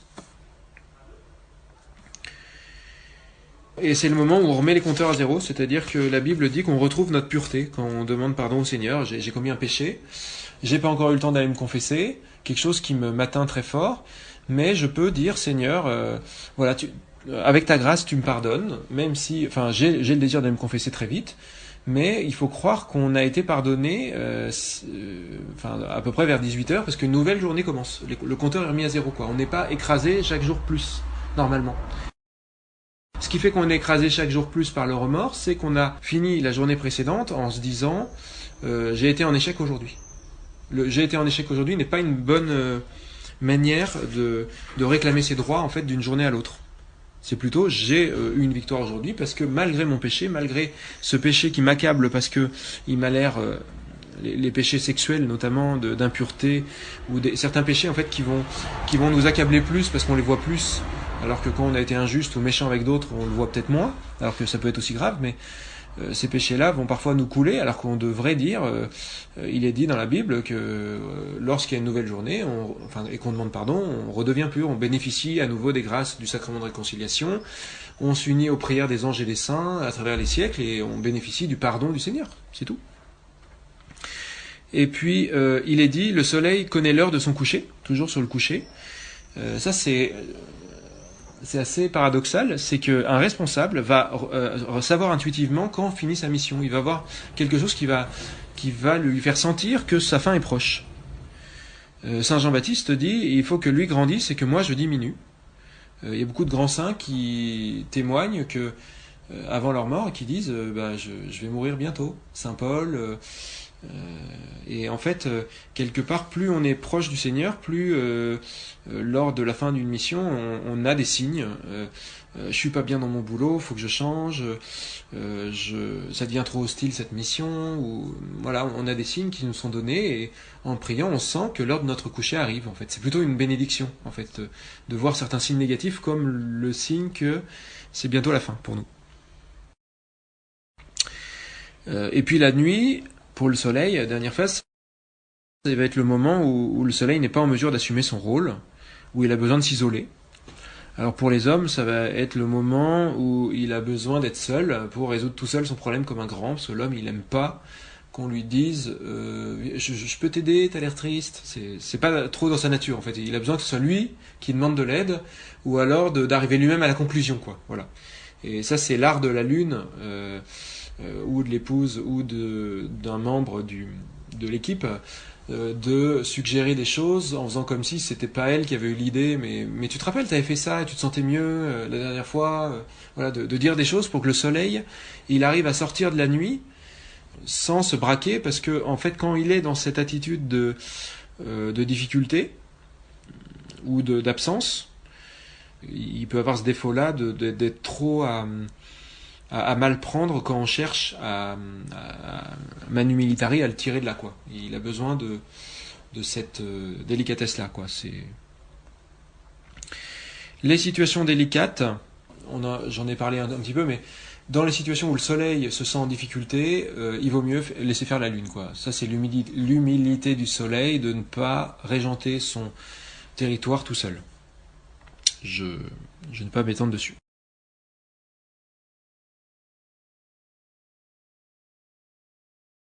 Grand 3, la Lune. Je vais parler des actions de la Lune. Alors, les actions de la Lune, Saint Paul, dans la lettre aux Thessaloniciens, dit « Nous avons été pleins de douceur et de bienveillance, nous vous avons entourés de soins, nous avions pour vous une telle affection, que nous étions prêts à vous donner non seulement l'évangile de Dieu, mais aussi notre propre vie. » Voilà, on voit un petit peu les actions de la Lune. Alors, j'arrive au petit 2. L'éclat de la Lune durant le jour. Je vais essayer de répondre à cette question. À quoi sert la lampe durant le jour? En journée, lorsque la Lune est présente dans le ciel et à côté de la Terre, qu'il n'y a pas trop de nuages, et que ce n'est pas la nouvelle Lune, on voit la Lune. Alors, la Lune, tout d'abord, il faut savoir qu'elle est en rotation synchrone avec la Terre. C'est-à-dire qu'elle regarde toujours la Terre sur la même face. On ne voit jamais la face cachée de la Lune. C'est toujours la même face qui nous est cachée. Elle nous montre toujours, en fait, les bons côtés du Soleil. C'est-à-dire qu'elle est un témoin qui va garder pour elle les mauvais aspects du Soleil qu'elle voit, et qui va montrer aux autres uniquement ce qui va bien chez le Soleil.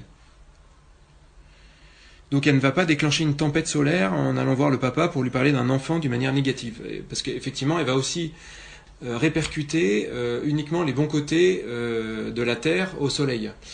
Pourquoi je le dis? C'est parce que la pleine Lune, en fait, le contour de la Lune est très lumineux, alors qu'un objet que vous éclairez, normalement, le contour est sombre. Et en fait, ça montre que les rayons que le Soleil se prend, en fait, qui sont réfractés, en fait, dans les deux sens, la Lune ne fait que renvoyer de la lumière, pas de l'obscurité. Et c'est un fidèle témoin là-haut. On trouve l'expression « belle comme la Lune ». Sa beauté, c'est d'être revêtue de la lumière du Soleil.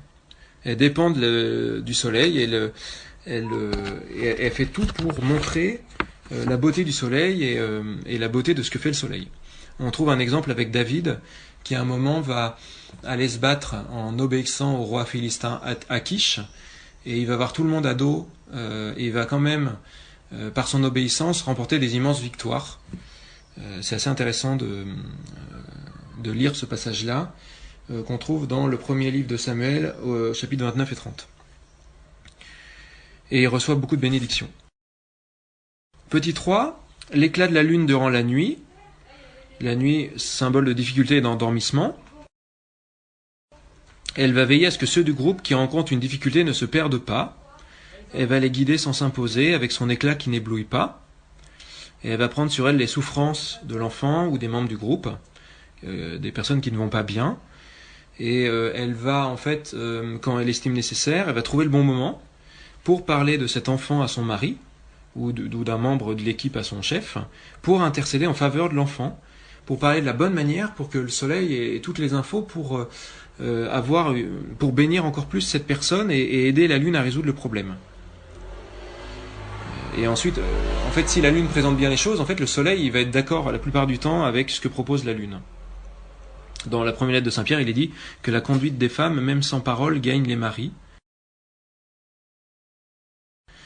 Et lorsqu'elle veut contredire le soleil, parce qu'elle estime que vraiment il y a une décision qui est mauvaise, il y a un passage qui parle de la reine Esther qui va se préparer pour être vraiment en sorte d'être belle et que le soleil la trouve tellement belle, enfin le roi, il va lever son sceptre. Et ça, je pense que c'est un symbole d'arriver à n'avoir aucune colère et à se préparer suffisamment pour parler d'un sujet difficile, en fait, qui peut être révoltant. Et ça, autant dans une équipe, quand je vais aller voir mon chef, parce que vraiment je trouve qu'il y a quelque chose qui est négatif comme décision, de faire comme Esther, en fait, d'être dans une telle humilité que la personne ne va pas être perturbée par notre colère ou notre envie de lui prendre la barre et de lui arracher des mains le gouvernail. J'ai un autre cas, par exemple, c'est quand un enfant tombe amoureux, quand il quitte la maison notamment, ou juste avant de quitter la maison. Eh bien en fait je pense que c'est une position qu'on a par rapport à lui d'être la lune et non pas le soleil. Parce que l'enfant, il est dans un domaine de son intimité où c'est vraiment lui qui règne, et il est nécessaire pour maintenir le dialogue et que l'enfant nous écoute, de faire comme la lune en fait, d'avoir une vraie... Il y a beaucoup de couples de parents qui sont en blocage avec leurs enfants, qui auraient épousé la mauvaise personne ou autre, et critiquer la belle-fille par exemple, c'est un piège très très fort de blocage relation père-fils ou mère-fille si c'est le beau-fils. Face aux conjoints de nos enfants, il faut se comporter comme la lune en fait. Petit 4, la force d'amour de la lune. On a parlé de l'attraction, eh bien en fait, ça va être le cœur de la femme qui est grand et qui a la capacité en fait de prendre les gens autour d'elle et puis de les bénir, de prendre les souffrances, d'écouter les petits bobos des uns et des autres. Voilà, ou d'un membre d'un groupe.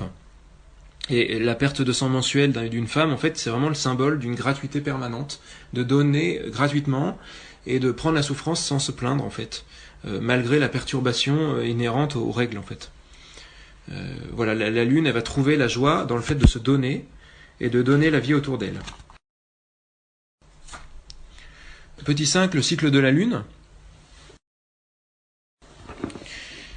La force d'amour de la lune va tenir aussi du fait qu'elle est changeante.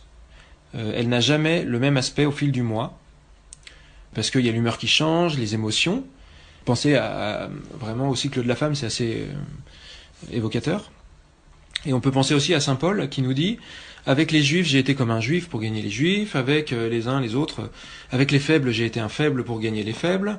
Je me suis fait tout à tous pour en sauver à tout prix quelques-uns. » La force d'amour, c'est de s'adapter aux faiblesses des autres, d'avoir une adaptabilité incroyable en fait. Et comme nous-mêmes, enfin, quand on est la lune, en fait, on n'a pas la même constance que le soleil, même quand on est un salarié lambda dans une entreprise.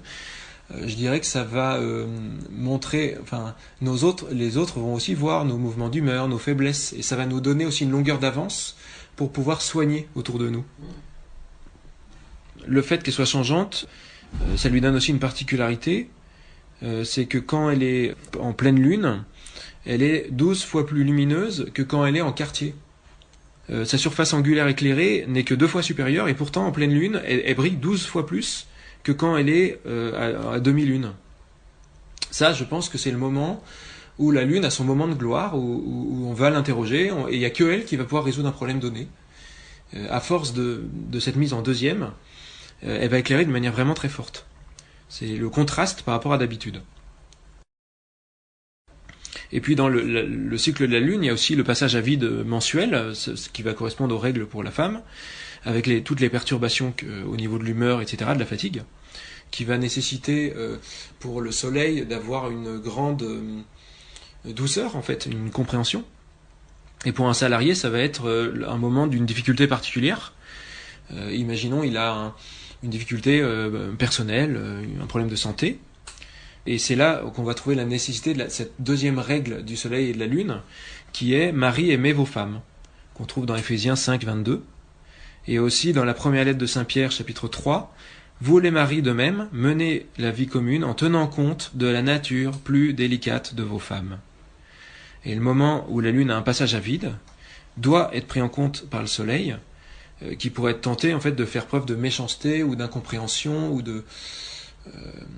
pour un chef d'entreprise vis-à-vis d'une femme par exemple qui part en congé maternité. Normalement, heureusement que les lois permettent vraiment de prendre en compte ça, quoi. j'ai fini sur la Lune.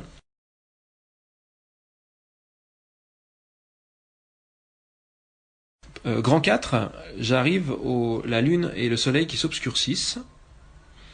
Alors, petit 1, les astres qui sont humiliés, lorsque Dieu revient, les astres qui d'habitude brillent vont être perturbés, et notamment le Soleil et la Lune.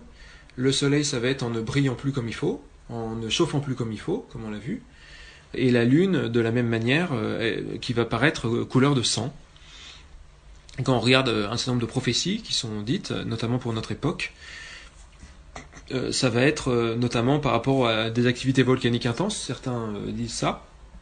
L'atmosphère va empêcher le Soleil d'éclairer correctement. Ça va être la Lune qui va avoir une lumière qui va la faire ressembler plus à un aspect rosé, en fait. Voilà, il va y avoir des cataclysmes au niveau du Soleil et de la Lune. Ils vont brûler, le Soleil va brûler d'une manière très forte à certains moments, et brûler plutôt des personnes qui vont maudire Dieu, c'est-à-dire que ce qui protégera les gens qui continueront à aimer et avoir confiance, même sans forcément être chrétiens, eh bien, cette confiance va les protéger de la brûlure du Soleil, en fait.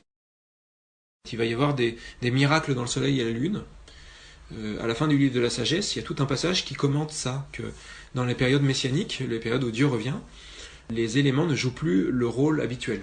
L'eau arrête de mouiller, le soleil arrête d'éclairer, et en fait, c'est-à-dire qu'ils vont exercer une attitude sélective sur les personnes, c'est-à-dire que ça ne va pas brûler tout le monde.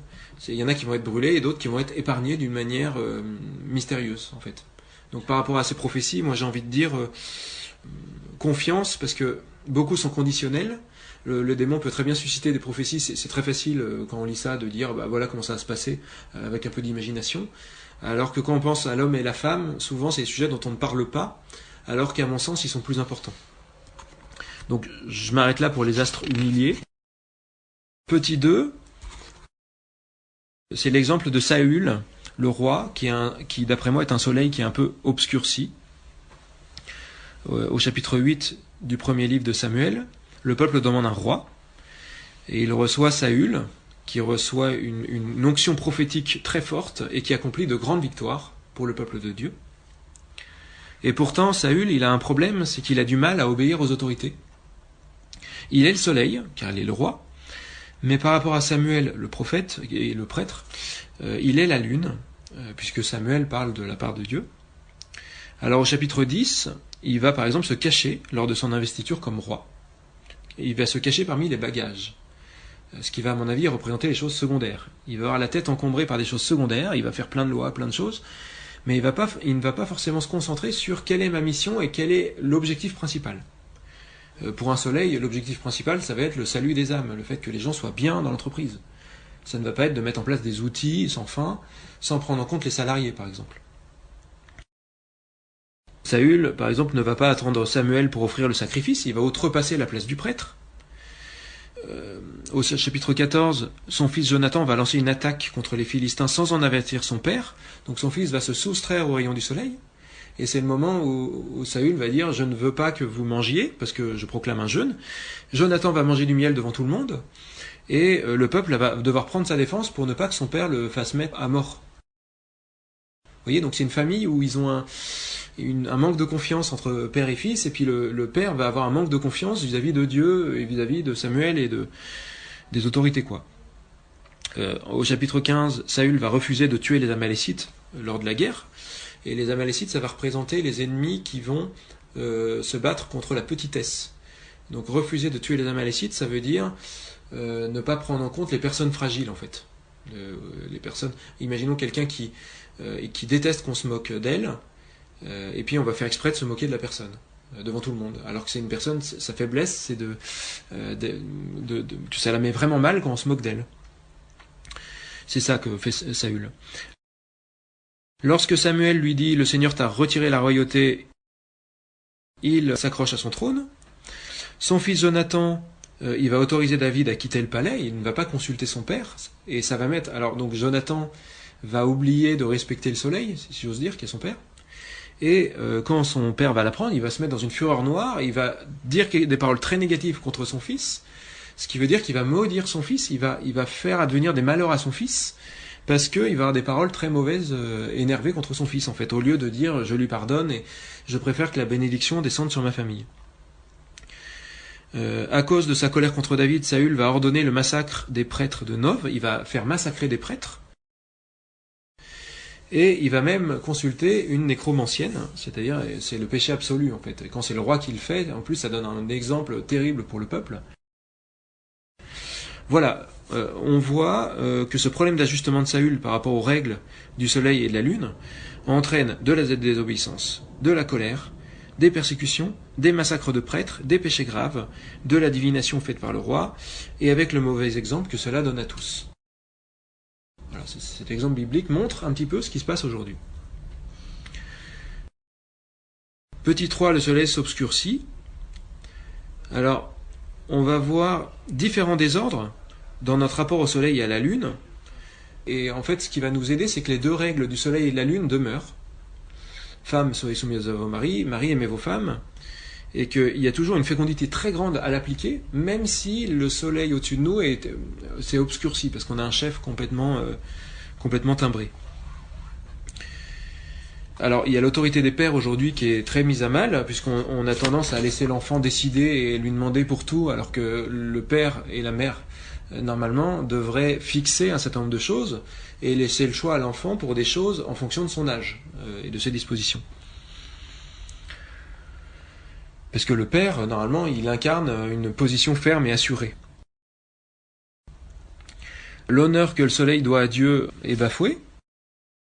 On va arrêter les compliments à soi, on va oublier de répercuter les compliments sur d'autres personnes.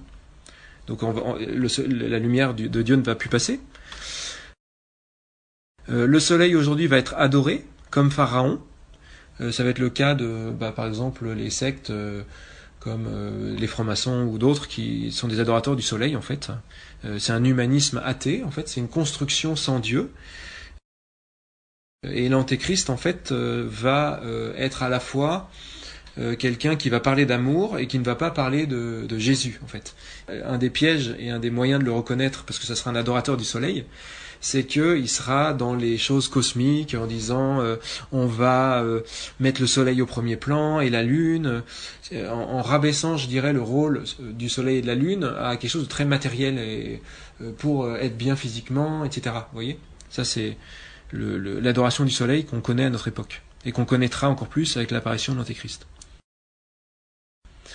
Les cycles journaliers, hebdomadaires, mensuels et annuels ne sont presque plus connus.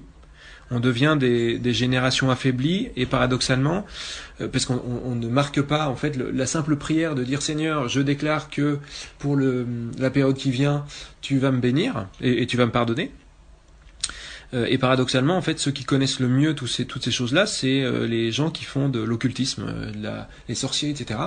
Et aujourd'hui, c'est même grâce à eux qu'on redécouvre ces aspects-là. C'est des sorciers qui se convertissent et qui disent voilà comment ça marche, voilà comment on s'y prend pour attaquer une personne et pour lui piquer ses grâces parce qu'elle n'est pas défendue.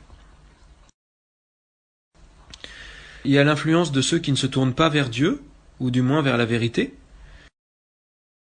Tous les soleils qui jouent mal leur rôle et qui vont déstabiliser peu à peu le corps, âme, esprit des gens sur qui ils ont une influence, qui vont défavoriser les anges, qui vont favoriser les démons parce qu'ils vont être dans une certaine impureté, ou voilà, qui vont affaiblir leur groupe. Le soleil va donner des règles qui perturbent et qui découragent. Dans les entreprises, les enfants à qui on demande, enfin dans les entreprises, oui, ou les enfants à qui on demande trop leur avis, enfin c'est des règles qui vont changer tout le temps aussi. Un chef du gouvernement qui va faire des guerres et rumeurs de guerre. On avait parlé des montagnes qui dansent, c'est-à-dire c'est des règles qui changent tout le temps. Le soleil va avoir tendance à demander à ses sujets des choses secondaires. Ça va être la difficulté à appliquer les règles. Et c'est vrai que la force chrétienne, ça va être de dire j'obéis. Le soleil, il veut que je le consulte à chaque fois que je change de page dans mon rapport Word, et je vais le voir à chaque fois que je change de page, si c'est lui, c'est ça qui lui fait plaisir en fait. Et en fait, ça rétablit la lumière. La lune va avoir une force pour rétablir la lumière là où le soleil est défectueux et défaillant. Le soleil n'a plus de chaleur, il n'a plus d'ardeur à transmettre, ni d'ardeur à réparer. Il est un peu sans vie, quoi. Les motivations de beaucoup à exercer leurs responsabilités, ça va être plutôt pour eux-mêmes, et ça va se sentir dans la chaleur le manque de chaleur qu'il va y avoir. la brûlure du soleil aussi qui va manquer. C'est-à-dire qu'on ne punit plus comme il faudrait. En fait, on va avoir du mal à hiérarchiser les délits, à dire ça c'est grave, je punis, et ça c'est pas grave, je vais laisser tomber parce qu'il faut quand même que je montre un visage d'amour. On va avoir du mal aussi à voir le discernement des phases d'une mission. On est à peine arrivé qu'on veut changer, on veut changer tout alors qu'on est dans notre installation, dans notre mission, on est encore rouge si j'ose dire. C'est le côté arriviste en fait qu'on va trouver beaucoup. On va pas forcément agir le midi, on va s'enivrer, on va profiter d'être beau et fort pour faire des choses qui sont pas les bonnes alors que c'est le moment d'agir. Ça c'est le moment où le soleil est tout en haut. Et puis le moment du coucher, on va pas forcément faire attention à la mort, aux derniers instants de la vie. Il y a des moments vraiment clés qu'il faut pas rater en fait. Il y a le fait aussi que le soleil s'expose trop parce qu'il ne sait pas s'appuyer sur la lune. Il va parfois entrer en dialogue avec des gens. Par exemple, j'avais dans mon entreprise souvent le directeur s'appuyait sur le responsable des ressources humaines, sur le directeur, le DRH. Et moi je trouve que c'est un bon exemple du soleil et de la lune. C'est-à-dire que pour les sujets trop conflictuels, il laisse le DRH aller au front. Et un président de la République, s'il fait bien son boulot, il laisse le Premier ministre, je dirais, se faire taper dessus par les médias quand il y a des décisions difficiles à faire adopter. En fait, c'est pas à lui d'aller au front. Lui, il est plutôt là pour montrer la règle et puis conforter son ministre, mais pas pour aller au front. En fait, il doit s'appuyer sur la lune. Petit 4, la lune est couleur de sang. La société a traversé une très longue période où la femme était écrasée par une société machiste, il faut bien le reconnaître. Et aujourd'hui, il y a le féminisme, en fait, qui cherche à rétablir, à redonner ses couleurs à la féminité. Mais le problème du féminisme, c'est qu'il y a aussi des dérives, en fait, dans le féminisme, de vouloir aller trop loin, en disant, en somme, puisque le soleil et la lune ont la même taille, vue depuis la Terre, eh bien, la lune brille autant que le soleil. En fait, quand on dit il faut qu'ils aient le même rôle, c'est comme si on disait mais si, la lune brille autant que le soleil. Alors, donc on va confondre l'égalité de dignité de l'homme et de la femme avec leur égalité, parce qu'on les déclare interchangeables. Les hommes et les femmes sont différents. L'exact contraire d'égalité, nous ne sommes pas tous pareils, et ne pas le reconnaître, c'est une source d'une souffrance réelle, comme à chaque fois que l'on nie la vérité. C'est une femme qui écrit ça, s'appelle Costanza Miriano, une italienne, qui a écrit ça il y a à peu près il y a une petite vingtaine d'années. Et Costanza Miriano, elle a écrit 2 livres, une qui s'appelle Marie-toi et sois soumise, titre très provocateur, et l'autre, c'est Épouse-la et meurs pour elle. C'est 2 livres sur les rôles de l'homme et de la femme, et elle en parle avec beaucoup de vigueur et beaucoup d'humour, et elle dit pas mal de choses, notamment sur les effets du féminisme, enfin des mauvais côtés du féminisme d'aujourd'hui. Elle dit une très grande partie des films et des livres contemporains sont bien tristes. Ils sont une complainte sur le rien, une ennuyeuse tautologie, une démonstration selon laquelle en obéissant à son égoïsme, on va mal, on est inquiet et on n'est jamais rassasié. La lune est couleur de sang. Voilà, c'est ça qu'on peut dire. Pourquoi la lune est couleur de sang? Puisque on va donner une image désastreuse du soleil.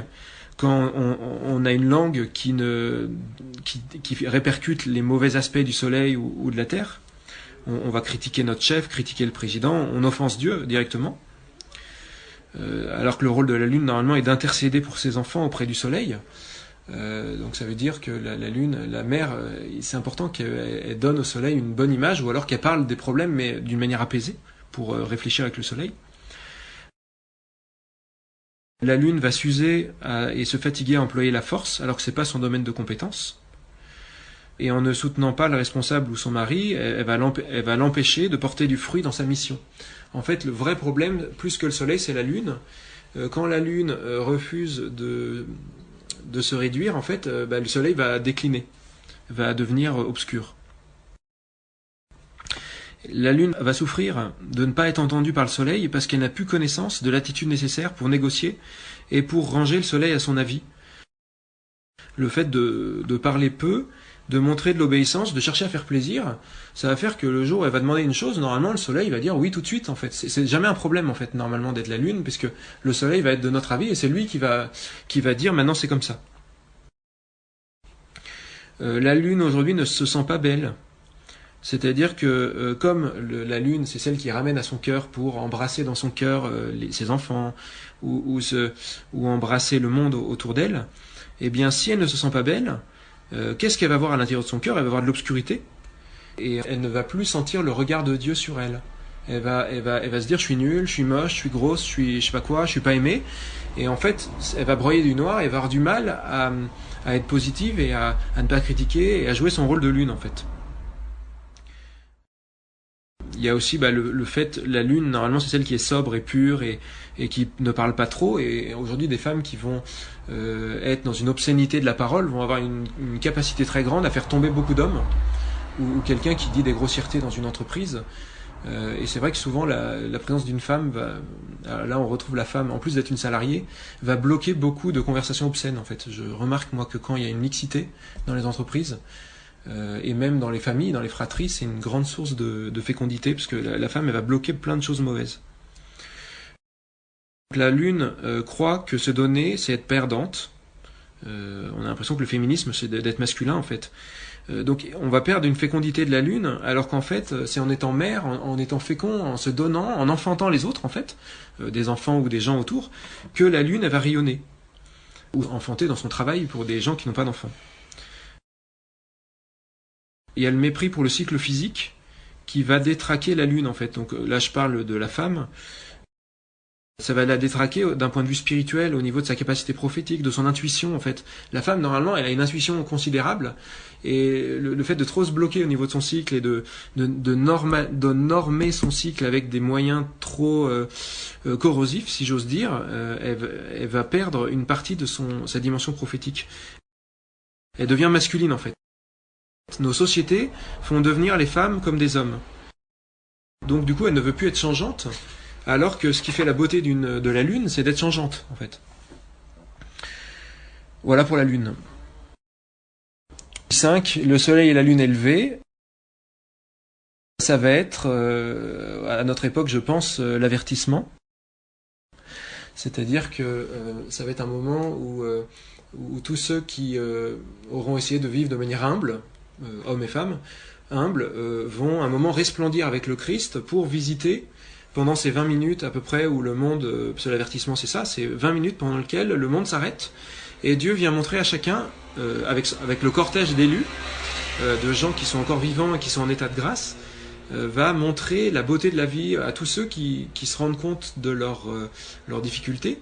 En fait, le cœur de tout le monde va être visité par Dieu. Et ça va être un moment très grand, je pense, à notre époque, où le soleil et la lune vont être élevés.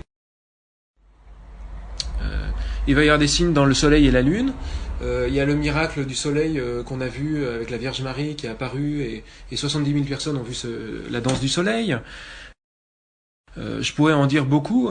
Il y a beaucoup de passages bibliques qui parlent de la lune qui brille 7 fois plus comme le soleil, et le soleil aussi qui a une clarté immense. C'est tous ceux qui jouent leur rôle de soleil et de lune et qui retrouvent leur dimension féminine ou masculine, ou leur rôle à tout moment, comme soleil et lune. Je vais m'arrêter là, en concluant sur une petite phrase, c'est encore une citation. Notre roi est sur la croix, mais c'est ainsi qu'il a vécu le seul ennemi invincible, la mort. Voilà, merci de votre attention.